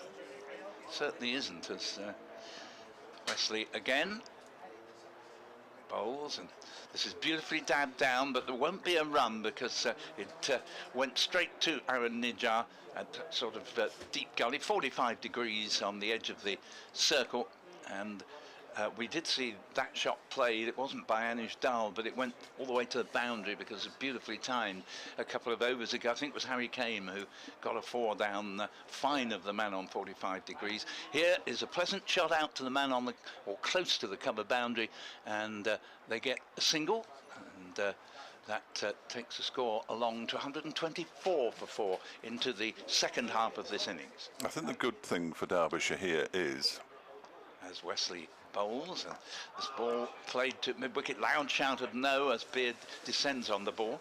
if indeed there is a good thing for Derbyshire, in that they brought in Alex Thompson for Nick Potts, and Thompson is an off-spinner. Potts a quick bowler. Wesley bowls, and this ball's just dabbed away off the hip to backward square leg for a single, and Jamie Porter fields, and 125 for 4. So they have left arm spin of Mark Watt, leg spin of McKiernan, and off spin of Next ball played to mid-off, no run. Thompson. And we've seen the spinners pick up 3 wickets in quick succession here, so perhaps that will just cheer them a little. It's going to be interesting to see who opens the bowling with Sam Connors. I imagine it'll be Ben Aitchison, and then get the spinners on after 10 overs. I would imagine that's the way Derbyshire will go. How many runs they'll have to play with remains to be seen. Well, at least it's more than 109. Yes. Of that there can be no doubt. I'd say these two have been in really good form. Red ball cricket especially. Anuj Dal with 725 runs this season, and Brooke Guest with 822. He's got 3 centuries. I didn't realise that. That's 4 terrific. centuries, I beg his pardon. Just waits for this next delivery, for the first delivery of new over from Nijar. Plays it back to him. Oh, well, I feel much more relaxed now about my predicted score of 231 with power to add. Guest has got 4 centuries and Dahl has got 3 in the championship this season. Guest waits, uses his feet again and just clips it up towards long on for a single. Moves to 3, 126 for 4. Yeah, not easy getting second runs on this ground. He took the way off the shot and still it would have been a very risky second run. Next delivery from Nijar is chopped backward of square on the offside by Arnold Dahl. He thinks about coming back for the second as there's a slight misfield, but Snater is there to tidy things up behind Porter. Yes, Porter with the... Well, we'll let him off, but as he's bowled 8 overs in hot weather. I wasn't sure if he was going to bowl all the way through. Yeah. Next delivery from Nijar's push to the man at extra cover. It is in keeping with the way he's normally deployed if he plays in 50 over cricket. Right. He's often bowled 8 off the bounce and just 2 overs kept back for the finish.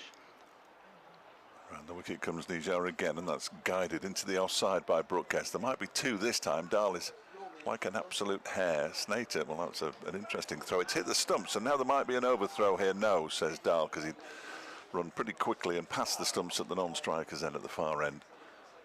I was going to say it was an awful throw. It was a good throw because it hit the stumps, but it bounced about 4 times on its way in. Yes, an aborted buzzer there, as they refer to overthrows. I think they thought it was on and then rightly decided, in fact, it wasn't. Yes, a run out would just put the tin hat on it. Oh, it would, wouldn't it? Yeah. 129. Off the back of 3 and 5 balls going down, yeah. Nobody wants that. Nijar again bowls to Guest, who plays that slightly uppishly up towards long on for his 6th run. 130 for 4 at the end of 27 overs. So 23 to go. Dahl has 7, Guest has 6. And these two just looking to rebuild. What you double it at 30, apparently. I think they'd be happy if you offered them 260 from here. I think they'd snap your hands off. I think you're right. And these two started well. As betokens players who've got a bag full of runs already this season, because they haven't tried to hit the ball too hard. They've kept the ball on the ground so far, and if you're going to hit it in the air, okay, but have a good look where the field is and play yourself in first. And so Derbyshire, I think, would be very well served if they continue to play like this for at least another 5 overs. Yeah, no, I think you're right. Matty McKinnon, who's next in, I imagine he'd probably come in ahead of Alex Thompson. He was the top scorer with 43 against Glamorgan.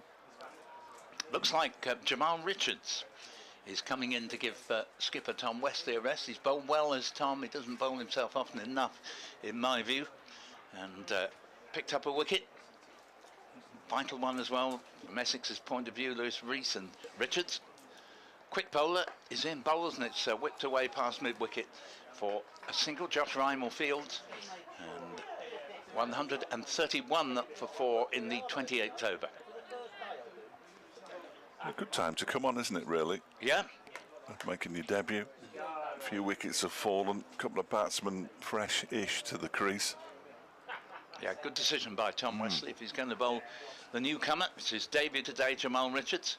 This is a good moment.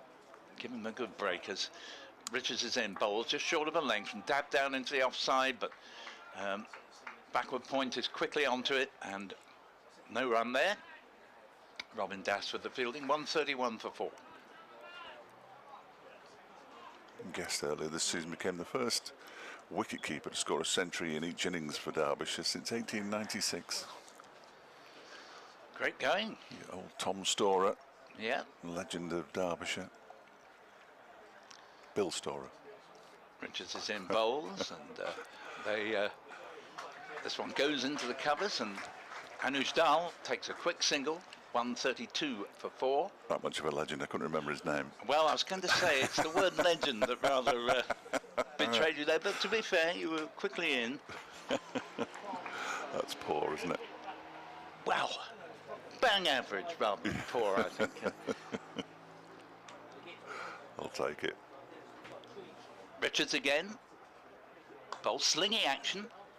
goes to deep backward square leg. They've taken one, coming back for the second. The throw's on its way, but it's well judged. And Dave Fletcher giving us the form guide there, saying that these two are very, very quick between the wickets. And there were two there, but never in doubt the way they ran them, and scored to 134 for 4. Imagine these, without being disrespectful to any of the other Derbyshire players, these will be the two fittest players that they've got. Richards bowls, and ball's flicked away. Just, I think, be one, but they'll think of two, and in fact they decide against it, and probably a good decision, because Shane Snater has a strong arm and was closing the ball rapidly from somewhere out near the mid-wicket boundary towards backward square leg. Quite a bit of ground to cover, but you can't fault him for his effort in the field, and a good arm, as I say, as well. So 135 for 4. Yeah, he's good out there, isn't he, Snater? Yeah. As Richards again bowls, and that's short, and that just eludes the diving dash at backward point. It was in the air, but he didn't quite manage to get a hand on it. Nijjar backs up from the third man boundary. Single, decent first over in his first team career for Jamal Richards. He works up quite a nice bit of pace, but these two batsmen so far have known what they're doing and are playing the bowlers in the correct sort of way for me to pick up all the singles and twos they can. There are 10 to Dahl and 9 to at the other end, Brooke Guest. Yeah, looking like the his helmet went off. Now it's come back. Not sure why it went off. Well, I suppose it went off because Richards was bowling at one end, and they don't want to put it behind the wicketkeeper for fear of penalty runs. Aaron Nijjar to continue. It's his 7th over. Bowls to Anuj Dahl from the Hayes close end, pushes it out into the offside, straight to a fielder. There's no run. Beautiful sunny afternoon in Chelmsford. Very warm. Nijjar is in around the wicket again, and Dahl clips this into the leg side, straight to the mid wicket. And there's no run. Josh Rymel fielding at mid-wicket. Comfortable stop. Nijjar's in again. That drops that one a bit short, and it's guided out into the offside by Dahl. Again, they think about two, and again they decline the two because Snater's the fielder. He's saved a few runs already out there in front of the pavilion. Away to our right-hand side, the Netherlands international. Nijjar's in again, bowls to Brooke Guest, who just guides this out into the onside. Once again, it's fielded by Rymel, and there's no run. 10 apiece, these two batsmen. Derbyshire 137 for 4, rebuilding. As losing 3 quick wickets as Guest pushes this one up towards long on for another single. Overtakes Dahl, moves on to 11. 138 for 4. Partnership worth 21 off 34 deliveries, just what Derbyshire needed. Very much so. Oh, Dahl gets a thick inside edge there. Thought that was going to go on to hit the stumps. He's got away with one. And in fact, he didn't hit it at all. It's just spun through the gate. Missed it completely and missed the stumps as well. So he has got away with one there as a bye signal to complete the over. Derbyshire 139 for 4. Dahl remains on 10. Guest has 11 with 21 overs of the 50 still remaining after Derbyshire were put into bat when Essex won the toss. They lost Billy Godleman with a score on 64. He made 35, and then with a score on 117 they lost Harry Kane for 28, Tom Wood without scoring, and Lewis Rees for 52. 3 wickets falling in 5 deliveries. 2 to Aaron Nijjar, 1 to Tom Wesley, and 2 of them are caught and bowled. As Jamal Richards from the river end is in bowls. Ball just clipped off the pads down to Feroz Koshi. I'll start again. Feroz Koshi at wide mid-on, and that takes a score up to 140 for 4, 11 to each batsman, both of whom have so far played admirably. As I say, the fact that Derbyshire have got 3 spinners in the ranks will... well, that decision looks quite good at the moment. Next delivery from Richards. Bowles takes the batsman on the thigh pad, would have probably both gone over the top and past leg stump. And so far Richards, who hasn't bowled at all badly, his length's been quite good, but he's just tended to drift onto leg stump. Yes. Yeah, they've clipped him away, haven't they, a few times. Apart from that, a decent beginning to his not first class career, but first team career. Thompson's only back in the side after he'd missed a few games. He split the webbing on his, I assume, his left hand. Very painful. And Richards is in again, bowls, and the ball's played square with the wicket on the offside to Robin Das for no run, 140 for 4, and this is the 30th over. And as you were saying earlier, there's still a lot of time to go. There's no need for either of these batsmen suddenly to start thinking, crikey, I've got to try and loft the next one over the bowler's head, see if I can pick up some runs. That's more, the time for that would be more about the 38th over, as Richards is in. And bowls, and Anuj Dal pulls this one handsomely. This is a very nice shot, and it's gone for 4. Beautifully played, because he rolled the wrist on a ball short of a length. Very strong wrists indeed, and great placement, and picked it up beautifully. 144 for 4. Certainly did. Certainly did. That was a nice shot from Anuj Dal. He's also got 27 wickets in red ball cricket. He's the only player in the country to have in excess of 700 runs and in excess of 25 wickets this season, confirming him as Derbyshire's #1 all-rounder. Indeed, very impressive. As was that shot, one of the shots of the day. Richards is in, bowls, bit of a leading edge here, but it's safe along the ground.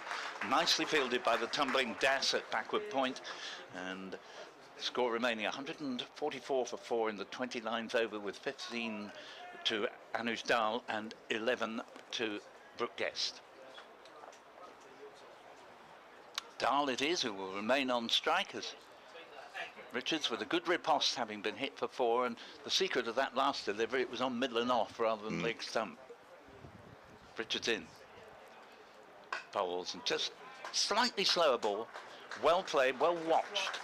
And Anuj Dal remains on 15 as it's played back to the bowler. 11 to Guest, 144 for 4. And this partnership now has led a recovery, 27 added, since 3 wickets all fell with the score on 117 in the space of 5 balls. See, I believe everything you say, Paul. You know that. So do I, and this very often leads me into trouble. I'm listening and I'm going, yeah, that's right. It was Brooke Guest who hit that 4. Oh, was it really by mistake? No, I completely agreed with you. I completely agreed with you. I was taken in. People who follow me always bear in mind I worked in horse race broadcasting for 25 years, and the number of people who said to me when I gave my tip, and I sounded so convincing about it, and they said, "Where's that horse you were saying with a certainty?" No, you took me in. Yeah, fooled another one. That was my googling. Yeah, absolutely. Brooke Guest has had a pretty good season himself. I even gave him Brooke Anuj Dal's figures and everything. This is Dal. Jamie Porter's back. 9th over, and he bowls to his 9th over, that is, of course, and bowls to Dal, who just dabs it down backward square on the offside, and there's no run. So clearly Tom Wesley has decided get one of these two out, and they're not quite into the tail, but they're not far off. No, it's an interesting move, bearing in mind that this is now Porter's penultimate over. You imagine he'll bowl both of his remaining overs. Could well be. And obviously, perhaps a bit of a tribute to the 2 batsmen, that Wesley recognises that he would like to get at least one of them out as quickly as possible. Partnership, well, 27 at the moment, as Porter is in and bowls to Dal, who guides this down towards the backward point boundary. Around comes Snater. He'll get there before it gets to the boundary. And they were thinking about a 3rd, but there is only 2 there. Again, excellent work by Snater. He was out of our sight, but clearly some excellent work, judging by the applause. Yeah, as you were saying, he's been worth already about 15 runs to Essex for the skill and enthusiasm of his fielding. Dal moves on to 13, 146 for 4. Dal waits. Just flexes the knees once as the bowler's on his way in, Porter, and that one is turned into the leg side. Straight to a fielder, but the batsman had clearly, on a nod, agreed there was a single there. And they get through nice and comfortably, and Dal moves to 14, 147 for 4 after 3 balls of Porter's penultimate over Yeah, it's always nice to see two batsmen who are both quick between the wickets and with a good understanding. Very often, quick players can be, there are exceptions, but they can be good judges of a run with it. And my mind goes back to James Foster and Ryan Tenduscarter when they used to bat together in white ball cricket. They're absolutely electric. Porter's in again and bowls to Guest, who gets one that bounces a little bit on him, and he turns it into the leg side as a not particularly clean piece of fielding from Josh Rymel, so they get through for another comfortable single. Guest moves to 16, 148 for 4. These shared a double century stand quite low down the order, 7th wicket I think it was against Leicestershire last season. Well, I'm enjoying watching them bat. And yeah, they both look very accomplished, and they look as if they know what they're doing. You know, they've got this confidence about them. 148 for 4 as Porter comes in. Bowls to Dahl, who turns it towards Rymel, but this time straight to him, and there's no run on this occasion. Well, Derbyshire can most certainly afford to regard this over as one that, you know, they'll pick up a single here and there, and they don't need any more because they know that Porter is Essex's senior bowler, and he only has one over available to him after this. I mean, for me, the moral of that story is, for goodness sake, don't be bowled out short of the 50 overs, because they'll have to look to some fairly inexperienced bowlers in the last 10. Final ball of the Porter over, bowls to Dahl, who clips it nicely into the leg side for another single. They run the first one really, really quickly, but there was only ever one there, and they indeed take 5 runs off the Porter over, and he's going at about 3.5 overall, 8.5 over, 9 overs rather, for 31. His figures: Guest has 16, Dahl has 15, and Derbyshire, with 19 overs remaining, are 149 for 4. Partnership now worth 32. Yeah, no, it's been good, and it's been an extraordinary sequence of events, really, because Derbyshire out for 109 earlier in the week, put into bat. Was there any sign of further early collapse? Not at all. 64 before 1 wicket fell. Here comes Jamal Richards in again, and this ball's been lofted back. Hasn't entirely timed it well, but it's going down to within 10 yards of the long off boundary, and 2 runs to Dahl takes him along to 17. The score to 151 for 4. So Derbyshire bring up the 150, and all was looking particularly rosy when the second successive partnership realised a half century, only for 3 wickets to tumble down with the score on 117 in the space of 5 balls. But now a very good and indeed enjoyable partnership for the 5th wicket. Very easy on the eye. 34 runs now put on as Richards is in, bowls, and this ball's nicely worked off a hip, goes down to fine leg for a single, and the score to 152 for 4. 18 now to Anuj Dahl. Dahl put on 130, I think it was, for the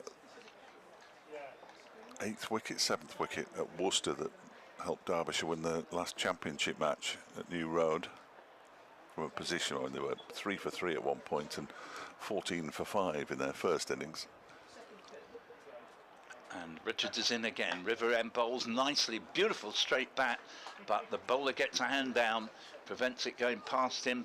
Potentially, it looks so nicely timed that might even have been on its way to the boundary. But Guess, the man with the shot, but doesn't score on that occasion. 152 for 4 in the 32nd over. Which sort of shows that they don't mind a collapse, Derbyshire. They seem to quite enjoy one. Well, Essex are no mean practitioners in that department. So here is Richardson again, bowls, and just shuffling down the pitch before the ball is bowled. Guest played it perfectly well, straight out of the middle of the bat to short mid-wicket. It wasn't a sign that he was about to open his shoulders and play a risky shot. 152 for 4. He remains on 16, and Anuj Dahl on 18. And before very much longer, we'll just wait, in fact, until you do your 4 o'clock, and then we'll bring Victoria back in as Richards is end bowls, and the ball is played to mid-wicket, and again there's no run. 152 for 4, not doing a bad job on his debut. Jamal Richards here, he has quite a decent action, sort of slingy sort of delivery, and for the most part has kept certainly a good length, and just barring a tendency to pitch on leg stump, has done a decent job for his captain here. And here he comes again. And bowls, and this ball's forced off the back foot, and that's gone past mid-off. Beautifully timed, I must say. Brooke Guest is a very fine timer of a cricket ball, and that brings him 4 runs and moves him along to 20. And at the end of 32 overs put into bat, Derbyshire 156 for 4. Well, he's a rare beast is Brooke Guest, because except in red ball cricket, he bats at 3.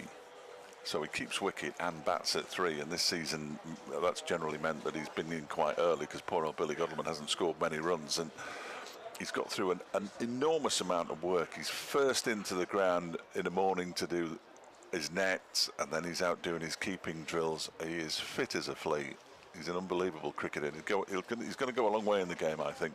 Let's hope Brooke so. Guest, he really is. Right, thank you. Do you have to leave for your... Well, I do, but it's going to get complicated, isn't it? If I do the first couple of balls, yes, by all means. You can take your bits out and... Oh, don't do that. Porter begins a new over from the. No, don't do it. My voice will be an octave higher when you. There was no run off that first ball. No, what I was thinking was, if you take your bits out, then Victoria could take over. Yes. Yes, and it's getting. Yeah, I think. Otherwise, stop digging. Otherwise, it'll get really, really complicated when Victoria takes over from me and then has to put mine into yours. That's all I was thinking. Yep. Oh, you've gone off anyway. Here is Porter in from the Hayes Close, sending balls to Brooke Guest, who just pushes this out into the offside, backward of square. Again, there's no run. 1 off the over so far. There was a thing. Oh. Victoria with you now. Well, Dave just goes off to update the Radio Derby listeners. So a single and a drop ball so far off of this Jamie Porter over. He's in to Guest. There's a diving fielder who's missed the ball. They'll take 2 runs for that one. And move along to 157 for 4. It's been much calmer half an hour. When I was last on air, we had the 3 wickets fall in quick succession. Angel Dahl and Brooke Guest have steadied the ship for Derbyshire. It's Porter into Guest. Plays that one into the onside and takes a single. Moves things along to 160 for 4. Just wait for the scoreboard to catch up there. Hum around the ground here at Chelmsford. Plenty of supporters. We are just got a bit more cloud cover than we had earlier on, and a bit more of a breeze starting to set in here, but still a pleasant afternoon in the Essex sunshine. As Porter moves in for his penultimate ball of the over to Dahl, who plays that one into the onside, takes a single, 161 for 4. And was I a ball ahead there? I think we've got one more of the Jamie Porter over as the sun starts to creep through the clouds here. Yes, we've got one more ball to come of Jamie Porter's over. I was ahead of myself after all the excitement of us swapping around on air. So Guest will face this final ball from Porter, plays that one down into the pitch, but it's travelled far enough up towards mid-on to take the single, 162 for 4. And that is Jamie Porter done. His 10 overs, 1 maiden, 37 runs, no wickets, but he did bowl really, really well, having started things off for Essex.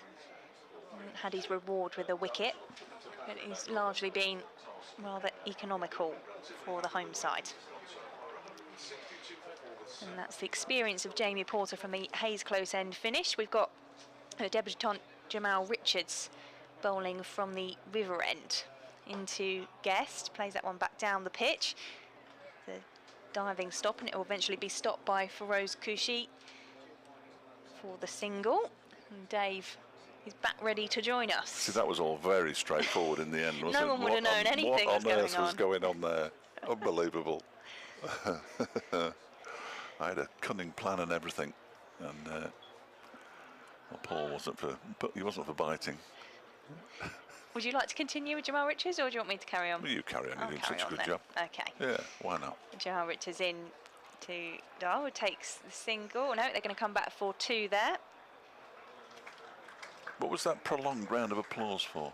Jamie Porter finished his 10 overs. Ah, right, excellent. I was panicking. I knew they hadn't got to 50 in the partnership. I think it's up to 46 now, but I couldn't quite work it out.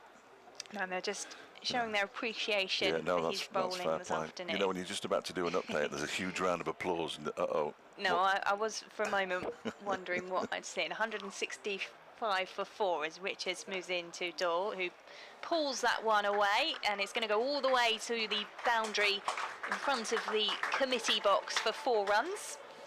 That is the 50 stand for these now we'll two. get another prolonged applause. Yeah, 52 they've added. Guest 25, Dahl 26, 62 deliveries, which is a decent effort for these two. Much needed for the 5th wicket. Much more in control than they were half an hour or so ago. Richards into Dahl, just plays that one down the pitch, fielded by Rymel for no run. As I was saying to Paul, though, these two have been the standouts this season in red ball cricket. Certainly, Dahl didn't play a single T20 match, which was quite remarkable for somebody who got into the side a couple of seasons ago as a T20 player. Now found himself batting at 7 in the championship side and doing very well indeed. He's on 26 as Richard moves in, and he plays that one into the ground, and it bounces up and fielded at gully for no run. Both been given that little boost of confidence that they're required by Mickey Arthur, I think. Been a good influence on the Derbyshire setup. Yeah, no question about it. It's been the best season I've seen from Derbyshire since I started in 2016. Richards' last ball of the over to Dahl. And he plays that one up into the air. It's going to be caught. It is. Rymel with the catch for Essex, and having just sung his praises, Andrew Dahl goes for 26. It was up in the air. And Porter was able to take the catch at wide mid-wicket. Derbyshire 169 for 5. Yes, apologies to the Dahl family. I know they listen. I take full responsibility. And a first senior wicket for Jamal Richards as well. Well done to him. Just didn't get hold of it, Anuj Dahl, sadly, and he'll be hugely disappointed to go, having put on 52 with Brooke Guest. In the end, he hit just a 1-4, which tells you all about his running between the wickets, and that ought to bring Matty McKiernan or Alex Thompson. I think that looks more Alex Thompson shaped to me. I'd probably be wrong, because these batsmen don't half look the same. It's Alex Thompson. I thought it was his shape, coming out to bat at 169 for 5 with 16 overs to go. It is Matty McKiernan. There you go. Shows you what I know.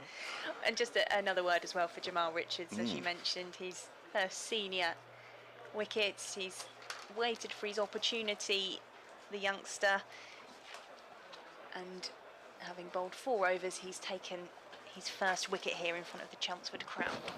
Important wicket as well, because they were just getting into their stride, those two, weren't they? So a big wicket for Essex to take. Jamal Richards will have been delighted with that. He gets a little fist pump from Will Buttleman, the wicket keeper, as he goes off down towards fine leg or long leg to do his fielding. That was the end of his 4th over. Yeah, just 18 years old. He's come up through the ranks of the Essex Academy, which has produced so many of the first team players that we see turning out in all competitions for Essex. And he impressed at the weekend in the warm-up game against Cambridgeshire, and well, judging with that important wicket, hopefully he will impress again today. To see Shane Snater return from the Hayes Close end. Porter, of course, having bowled his allocation of 10 overs. 4 overs, 1 for 27. A little earlier in the Derbyshire innings, Matty McKiernan, as I said, was the top scorer for Derbyshire. That wasn't anything to be proud of necessarily, with 43 against Glamorgan. And Snater is in to bowl to Brooke Guest, who just turns this one into the leg side, and there's no run. Wind just, it's either changing direction or getting up, because I'm getting a very pleasant breeze in here now. Yeah, the sun's sort of starting to come out again. We did have a brief period of cloud as well, but it does feel like there's a bit more of a breeze moving across the ground. Players will be pleased with that, I would imagine. Given how warm. We sat in the dugout, myself and David Griffin, for about 20 minutes, round about midday. My word, it was warm. Snater is in and bowls to Guest. Shortish delivery, tries to force it off the back foot into the offside. It's straight to the man at extra cover. There's no run. I couldn't have thought of anything worse during that really hot weather to have been standing in the field playing cricket. Well, on the hottest day of the year Derbyshire lost the toss in a game against Nottinghamshire, who scored, I don't know, 430 for 1 or something. It was horrible. In comes Snater again, and that one is cut away by Brooke Guest down towards the backward point boundary, where it's fielded by Feroz Kouchi. And they go through for a single, bringing Matty McKiernan on to strike for the first time. 170 for 5. Guest moves on to 26, and it will be up to him to guide his way through the remaining overs now, with Alex Thompson, Mark Watt, Ben Aitchison and Sam Connors the remaining batsmen. I'd be confident that Thompson would come in next. But I can't tell the difference between Thompson and Watt, as Snater bowls a short delivery and McKiernan ducks underneath it. Just a bit of a warning there. That's the first bouncer we've seen in the entire innings, isn't it? I've had a couple of short deliveries that have been pulled away. That's the first. 34.4 overs. Yeah. We see one. Best directed one we've seen, certainly. McKiernan dealt with it quite nicely. His 43 against Glamorgan came off 57 deliveries, and he batted really nicely. And what was a horrible losing cause. I almost did for him there. He gets his bat down on that one, off the inside edge and into the pad. Ball dribbles no more than a foot away from him. I know Paul was talking about the Derbyshire kit being very, very, very pale blue. He was talking about it being white. The longer you look at it in this very bright sunshine, the whiter it gets. Yeah, it's sort of getting the sun bouncing off it, isn't it? It is almost completely white. And off-white. Yeah. I'm sure I've done one of my rooms downstairs in it. This one's pushed out into the offside by Matty McKiernan. And there is no run. Nice tumbling stop there by Aaron Beard. And it's the end of the Snater over. Just the one run from it. Derbyshire 170 for 5 with 15 overs to go. McKiernan yet to get off the mark. Guest has 26. It'd be that white with a hint of, isn't it? Well, I was going to say, if you had one of those very famous colour charts for paint, it would have probably quite an interesting name, wouldn't it? Sort of Pebble Dash White or something. Duck Egg, as David Jackman, our scorer, is insisting that it is. You see, I did my kitchen in Cancun. What colour would you think, which is in Mexico, of course. What colour would you think Cancun is? Well, I would say it's more of the Essex strip, a sort of sky blue. Well, it's sort of battleship grey. Oh. And the lounge is in Juneau, which is the capital of Alaska, of course. And it's far pinker than it really needs to be. Aaron Beard is back on from the river end. He's in bowling to Guest, who cuts that one away to the boundary for 4. Through the covers, lovely shot, well timed. Derbyshire 170 for 5. Yeah, I've got a cornflower white in my bathroom, and Cornflower, it's yeah. Is that yellow? It's well, no, it's No, sort of a bluey white. Oh so yes, yeah. Well, maybe, yeah. No, the petals of cornflowers are blue, aren't they? maybe this is the Yes. colour that Derbyshire have gone for. This beard is over the wicket. Into Guest, no run, drops into the offside, onside. Yes, there are a lot of whites out there. Not out there on the field, but out there in general. I'd be interested to see the comparison of Essex's one-day kit and the shade of blue compared to last year, because I'm sure it's a little bit darker, probably not much in it, but it's what struck me about it. As Beard is in for his third ball of the over. Guest is up on his toes and just knocks that one into the offside for no run.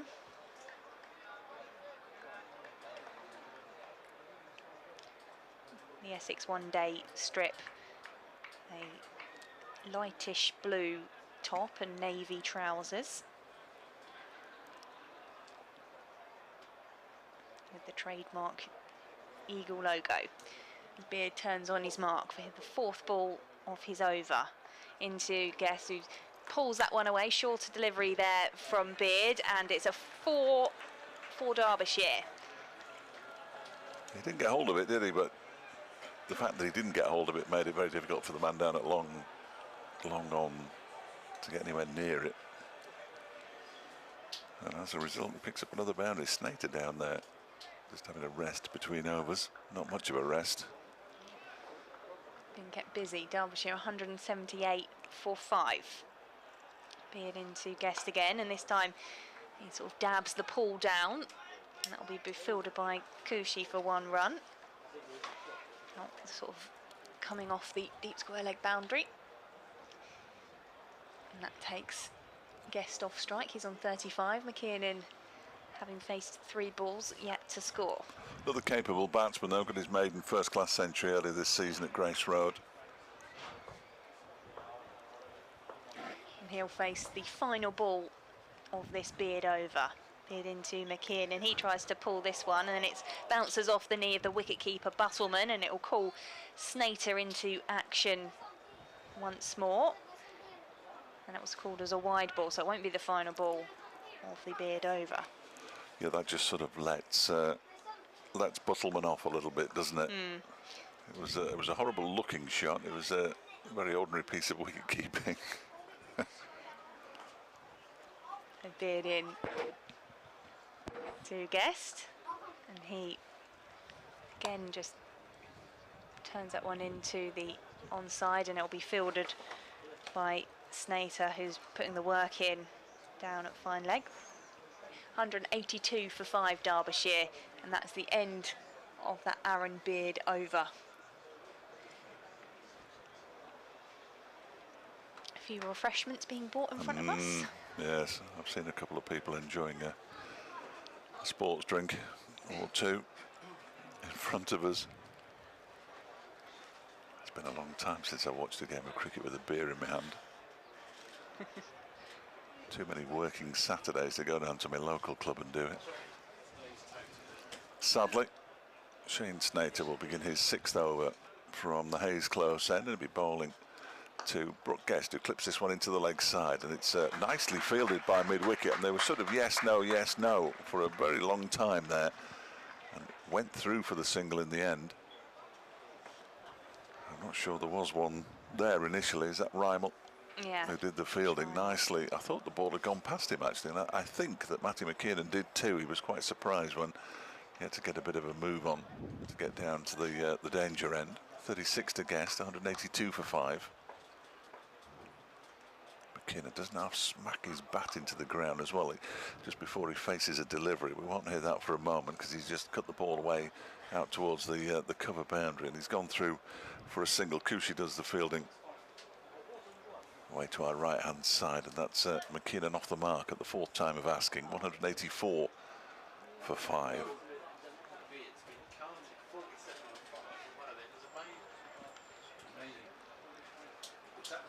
So Brooke Guest waits as Snater is past the umpire now, and Guest drives. Drove straight into the hands of the man at extra cover. Whether that was into the ground or not, I'm not entirely sure, but Aaron Beard is staying down. He's just looking at his hand now, which will be stinging. Single was taken. Guest moves on to 38, 185 for 5, and he's slowly getting back to his feet. In fact, he's on one knee now, is Beard. Can he manage to get all the way up? He's still looking at his hand. That has really hurt, hasn't it? Yeah, he looks in quite some pain, and with those ones it's always a case of, is it just the pain of the impact, or have you actually done any damage to the finger? He's down on his haunches at the moment. Snater's on his way, and he's still holding his hand. Snater in and bowls to Matty McKinnon, who misses the ball completely with his bat. It deflects off his pad into the leg side for a leg bye. Still not happy, is he, Aaron Beard? No, he's not. I think it was driven into the ground, wasn't it? So it wasn't a drop. No, it just sort of caught his fingers on the way through. Yeah, and then was travelling by the time it reached him.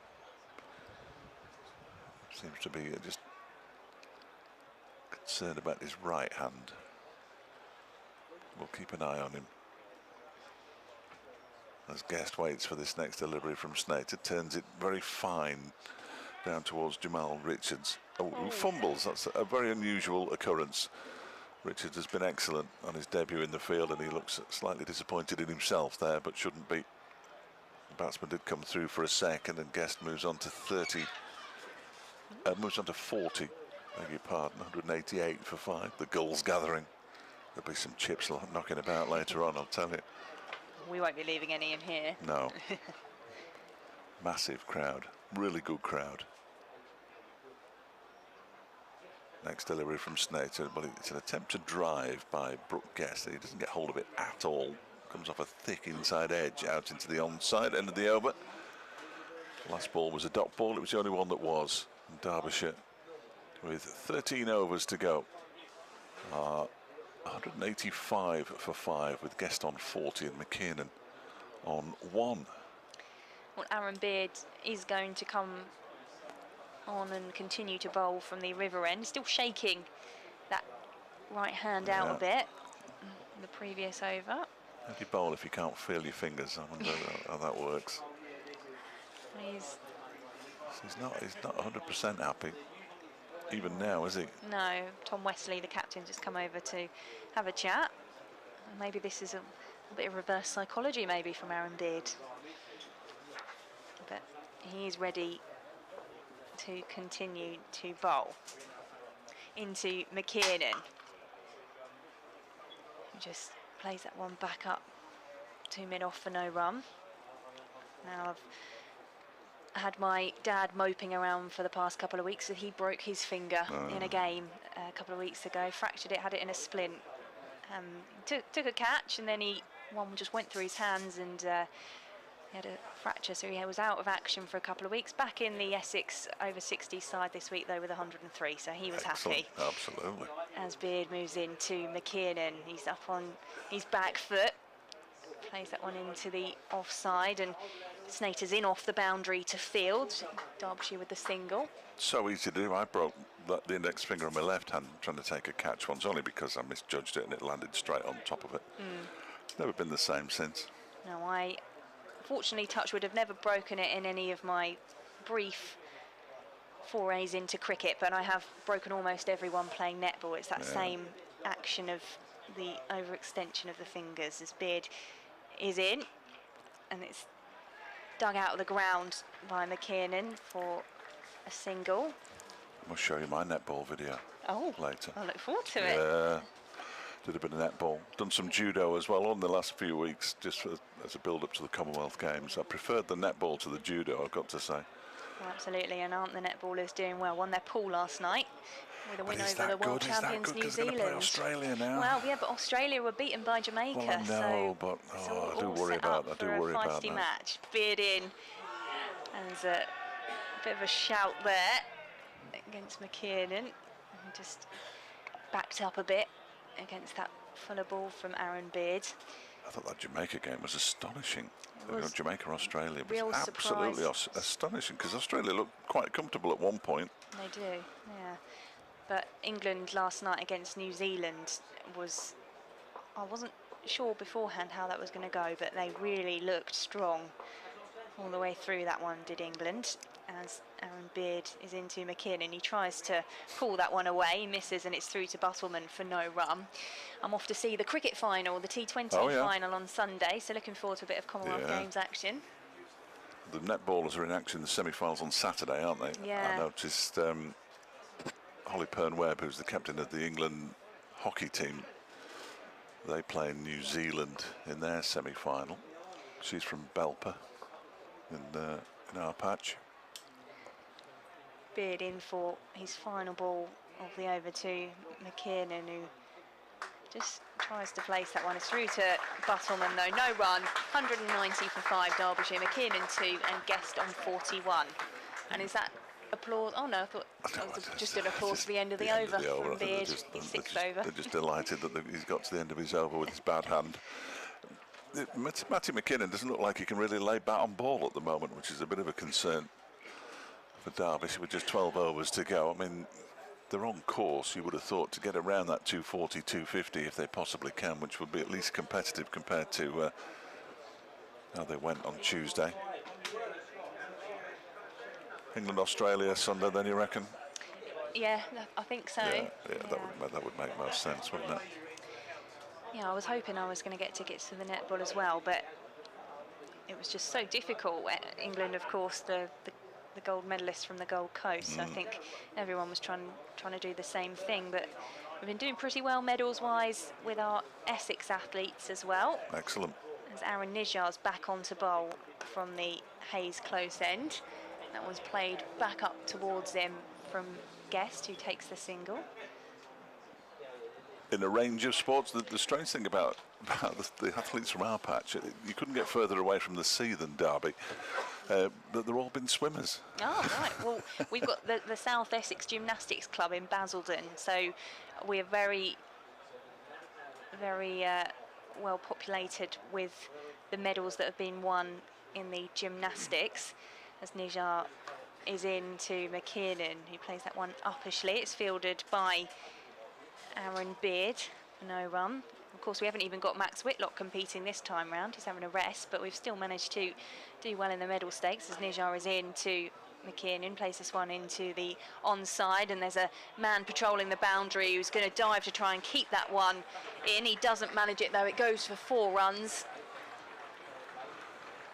Derbyshire move on to... Oh, it hasn't changed yet, has it? No. No. It has now. Yeah. Yeah. When it does change it, there it is, 195 for 5. It was a good shot for a man who hasn't been able to lay bat on ball. That timed it nicely. McKinnon, perhaps that might just get him going. Nijar, the spinner, in again to McKinnon, plays it in almost the same place, past the square leg umpire, and takes a single that time. 196 for 5. Yeah, we're guaranteed a medal in the boxing as well. Lewis Richardson from Colchester in the semi-finals. And we had a silver in the swimming as well, as Nijar is in to Guest. He tries to turn that one round the corner in the onside as well, and has a single. We're almost always guaranteed a gold medal because Adam Peaty's from our patch. Well, yeah, apart from the shock result the other night. Yeah, his broken foot has really scuppered him this time. When he got the 50, I was pleased to see him come back though, and then take the gold. Yeah. Nijar getting through this over quickly, and McKinnon is forwards playing at that one. Doesn't take the run though. 197 for 5, Derbyshire. Yeah, with just 11 overs to go, the current run rate 5 and over. Even in the last 5 overs, it's 5.5. So if they can carry on at 5s, get another 55 runs to get up towards that 250, it will give their bowlers something to defend at least. As I said, they've got a couple of out-and-out quicks in Ben Aitchison and Sam Connors. I use out-and-out advisedly. Anuj Dal will bowl, I would imagine. There's also the left-arm option of Lewis Rees, and then 3 spinners. So plenty of options for Billy Godleman in the second half of this match, as Tom Wesley returns from the River End. 5 overs, 1 for 15. Very miserly. He's going to be bowling initially to Brooke Guest, who's on 43, and Guest Just pushes it out into the onside, up towards the edge of the 30-yard circle at mid-on. Gooch does the fielding, keeps them down to a single. 44 to Guest now, 198 for 5. It'll be interesting to see what Grant Rollofson, the South African, brings to the Essex batting lineup when we see him for the first time. He brings too many noughts on the back of his shirt, certainly. This one is turned into the leg side by Matty McKiernan. It's nicely fielded, one hand down by Robin Darce. McKiernan moves to 8, 199 for 5 years. He wears 0-2 on his back. There must be a reason for it. Perhaps he wanted 20 and somebody else has already got 20, I don't know. Wesley's in, he wears 21, and that one is pushed up towards mid-on for a single by Brooke Guest. He moves to 45, and the 200's up for Derbyshire in the 40th over, 39 overs and 3 balls. Untold riches compared to Tuesday, but still slightly disappointing given that at one stage they were 117 for 1. That one's been driven down the ground by McKiernan. Fielded by Beard down below us. Seems to be okay again now. Throws that in with the right hand. And they go through for another single, and McKiernan moves to 9. Paul Newton's going to be a bit smug when he comes back in because they're very close to passing my prediction of a score. Way past mine. That one is up towards mid-on, and I watch them every week, or every day, it seems. Another single taken.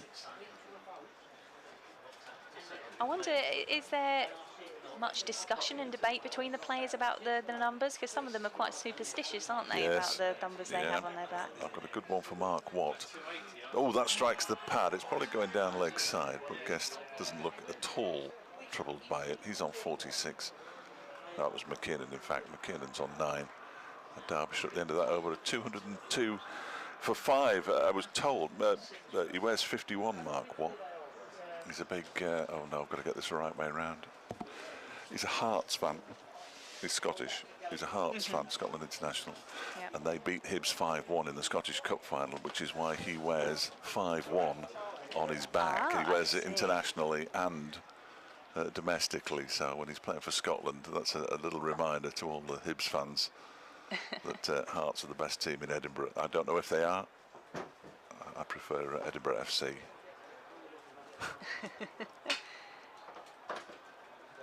Someone remarked earlier this season they hadn't realised that Root wears 66, and that's Route 66 as Nijar is in from the Hayes close end.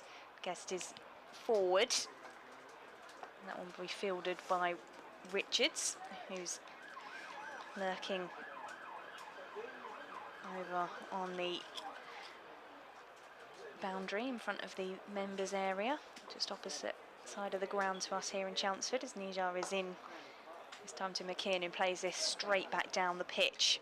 It's fielded at long on for a single, and Dave is going to leave us probably for the remainder of this innings, and Paul Newton's just shuffling around. Will be back joining us shortly. Smooth transition as Nijar is into Guest, plays that one back down the pitch again. 205 for 5. So that was my prediction, Paul. I think we're going to well past that. We are, and of course I was forgetting David Jackman went for 280. I went for 231. So there's still a head-to-head battle to be fought out as there's a single for McKiernan back down the pitch once more off the bowling of Nijar. So the dividing line will be roughly 256 as to whether David Jackman or myself are the nearest, assuming there isn't a dramatic collapse, which obviously you could still win. But I think they've played well, actually, these Derbyshire players, Brooke Guest in particular. And it is Guest on strike at the moment. Nijar is into him. He clips that one into the onside for a single. Will be fielded by the captain, Tom Wesley, who's patrolling around the mid-on, long-on area. 207 for 5. It's creeping up, creeping further towards Paul Newton's prediction as Nijar is in to McKiernan, and he comes forward and turns that one into the onside past the square leg umpire for a single. End of the over. A single off every ball in that one from Aaron Nijar. He's bowled 9 overs now. Derbyshire 208 for 5, McKiernan 12 and Guest 49. Yes, it's been obviously a much better effort from Derbyshire today than back earlier in the week, and there's been some very nice shots played indeed. So 208 for 5, 9 overs to go. You would think they'd sort of be looking at the very least to get it up in the 260s, provided that there isn't a collapse and that they bat out the 50 overs. Tom Wesley is going to be bowling from the River End, and he's so far bowled 6 overs, 1 for 20. He very seldom goes for that many, as I don't mean that many, but for very many, as a single is accrued here, as that ball is played out to deep cover. The score goes up to 209 for 5, McKiernan up to 13, and now a chance for the excellent Brooke Guest to reach a very good 50. Wesley to bowl to him. 49 not out, and there we are. Well played, sir. At least one here. Think about a second, but wisely decided against us. Feroz Kushi was only 5 yards off the ball from mid-wicket. And justified applause here. There's a jolly good house in here, and they appreciate that they've seen a young player come in when 3 wickets had gone down in the space of 5 deliveries, as Derbyshire declined from 117 for 1 to 117 for 4. And he's played thoroughly well, and here's a very nice shot indeed from McKiernan, and that's disappeared for 4 as well. And Derbyshire beginning to accelerate now as they near the latest stages of their innings. Matty McKiernan with a lovely off drive there, eluding the fielder and away to the boundary. 214 for 5 in the 42nd. Brooke Guest with a high score of 74 in this competition. And this ball is played by McKiernan down to Beard at long on, down beneath us here, and we're in the Riverside stand looking at it from long on's vantage point when the bowling's from the River End. 215 for 5. Wesley in and bowls, and Guest just gets it past mid-off and gets a single. 216 for 5, and Guest up to 51. There's some real force on that shot, but Josh Rymel again with an outstretched hand. He's been busy in the field. Wesley to McKiernan, who's got this one away. It may go for 4. Snater is absolutely herring round. Brilliant bit of fielding. Keeps it down to a single at long leg. And, well, he was always in with a chance of stopping it, but it would take very quick progress to the ball and a fine stop, and then a very good throw to prevent a second run. So 3 bonus points there to Shane Snater, who's been brilliant in the field. And 217 for 5 with 19 to McKiernan. And 51 to Guest. He just struggled to get real connection on that shot, didn't he, to really direct it where he wanted it to go, and that was it. Meant that there wasn't as much power on it, and Snater was able to get round and prevent the boundary for Derbyshire. And getting through the overs quickly now with these spinners on at both ends. Aaron Nijar's back directing the fields. Yeah, rather bizarrely, as I look at the scorecard, of the 5 wickets to 4, we've had partnerships of 64 for the first wicket, 53 for the second, and 52 for the 5th. But in between all that, 3 wickets fell in the space of 5 balls, all with the score on 117.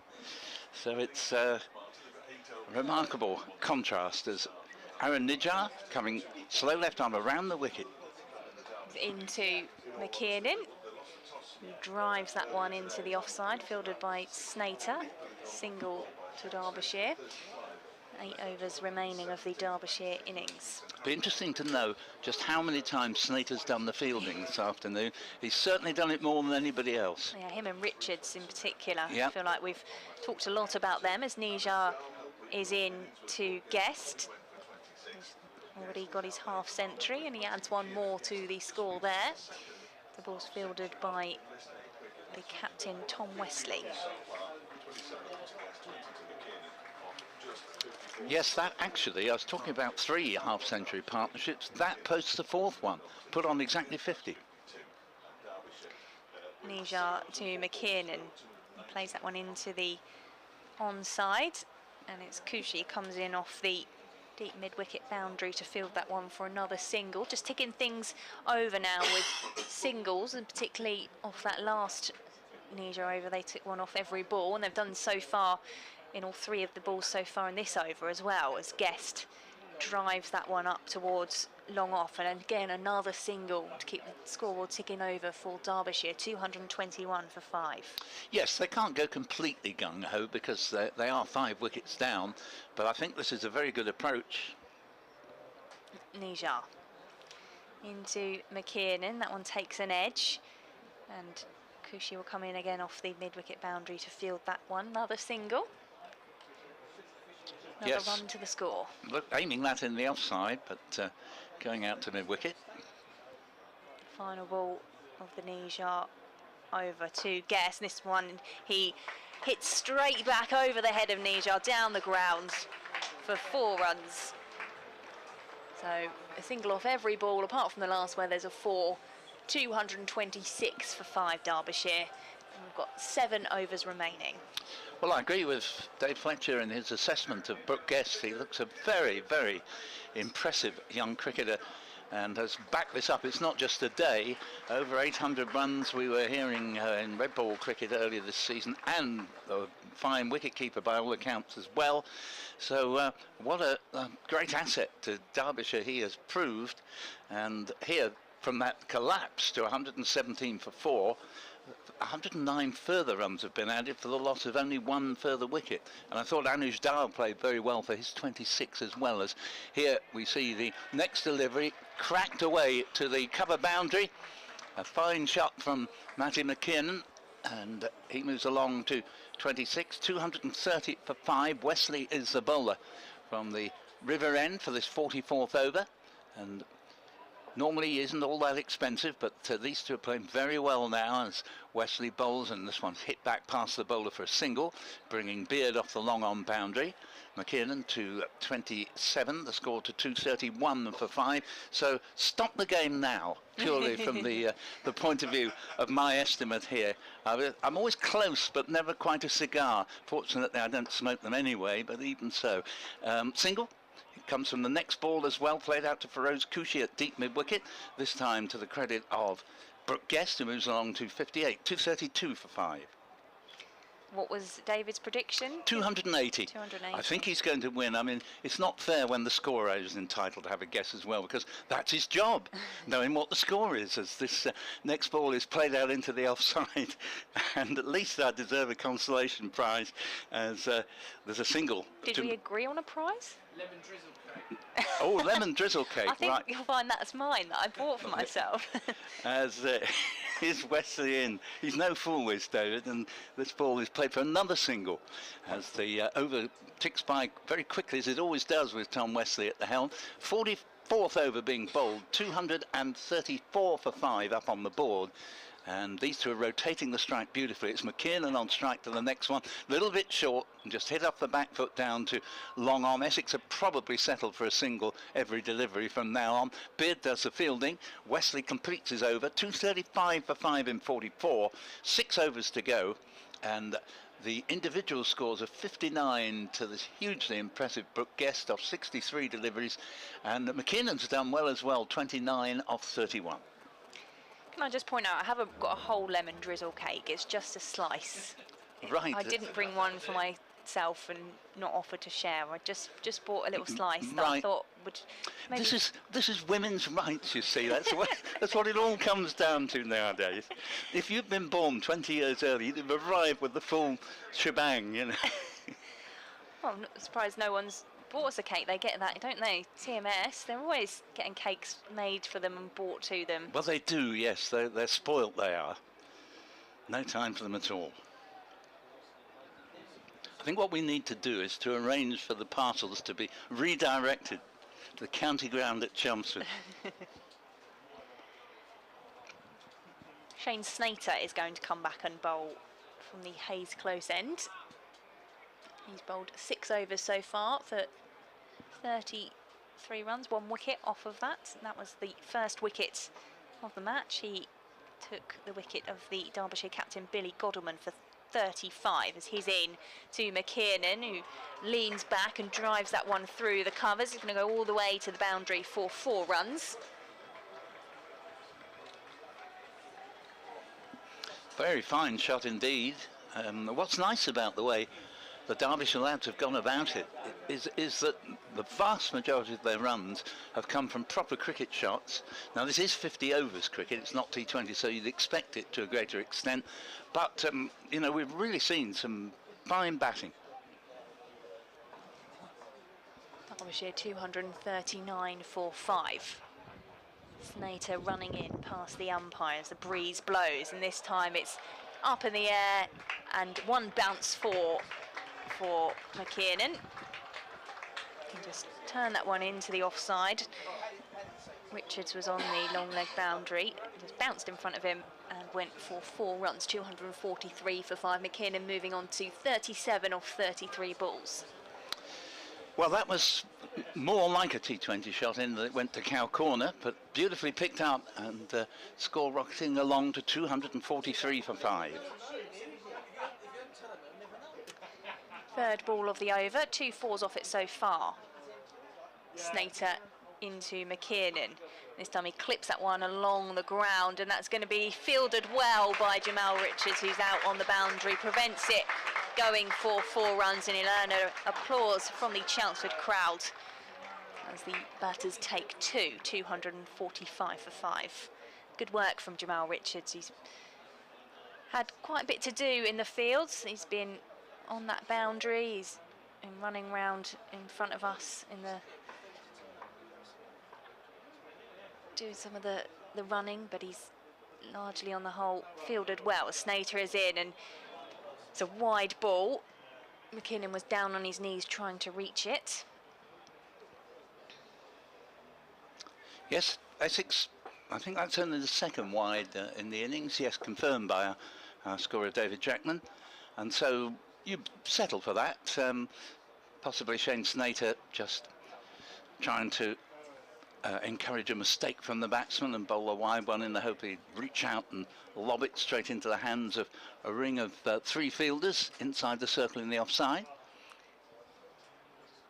Snater in again to McKiernan. He digs this one out and plays it straight back down the grounds. There is a man out patrolling the boundary who will get round and ensure that it's just the 2 runs for Derbyshire, who again are still able to keep the score ticking over. 248 for 5, edging ever closer to that David Jackman prediction. So Derbyshire could well get their score up if these two stay together. They're both playing very well, to certainly 280, which is David Jackman's prediction. Snater over the wicket to McKiernan, who drives down the ground this time, fielded it long on for a single. So that will bring Guest on strike for the final ball of the over, if it is their legal delivery, that is. Yes, he's Snater at the moment, figures of 6.5 overs, no maiden, 1 for 47. Not spectacular figures, but batsmen have generally been on top, so he's not done badly. And he's in now to Guest, who reaches for that one. It's through to Buskelman for no run. Derbyshire 249 for 5 at the end of that Snater over. We've got 5 to go. Very nearly a second wide there, actually. I think it was right on the borderline. It'll be the correct decision because the umpire's got the guidelines to abide by and will have done there, Nigel Long, but certainly it was very close to being another wide. So 249 for 5, 5 overs left after being put into bat by Essex, and 59 to guess. McKiernan's really been picking up the tempo recently, Matty McKiernan, on to 42, and the partnership now's worth 80.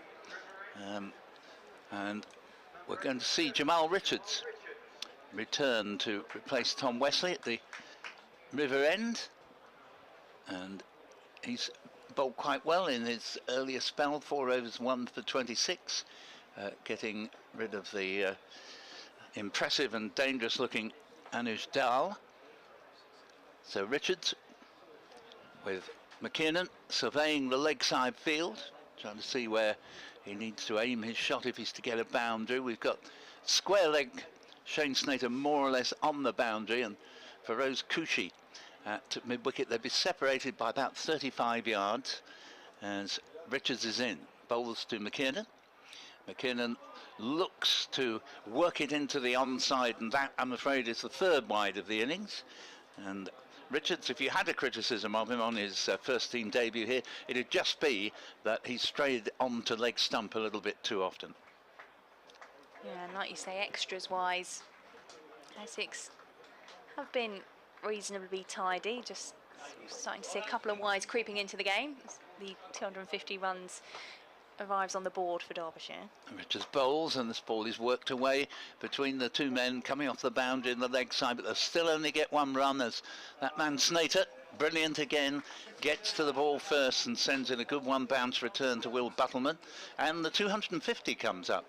200, in fact, sorry, it had already come up. It's now 251 for 5, and McKiernan to 43, and Brooke Guest into strike on a top scoring 59, or top scoring at the moment. It's possible McKiernan could overtake it.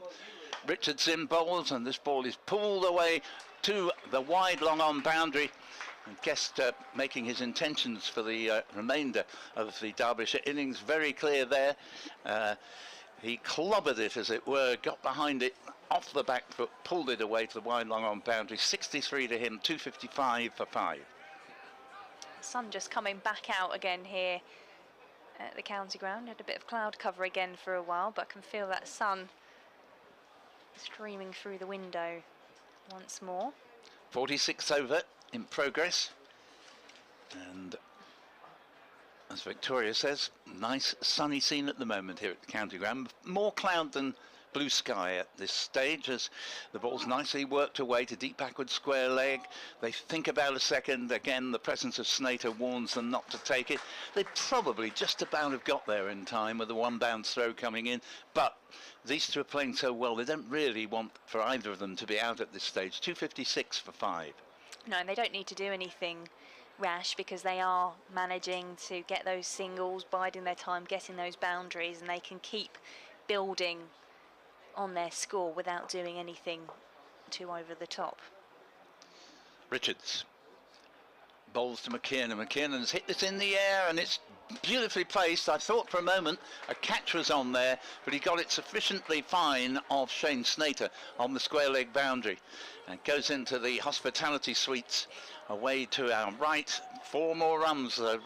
It's been very well judged by Derbyshire. They haven't tried to go for broke too soon. 260 for 5, and there'll still be 4 overs left to be bowled after this one.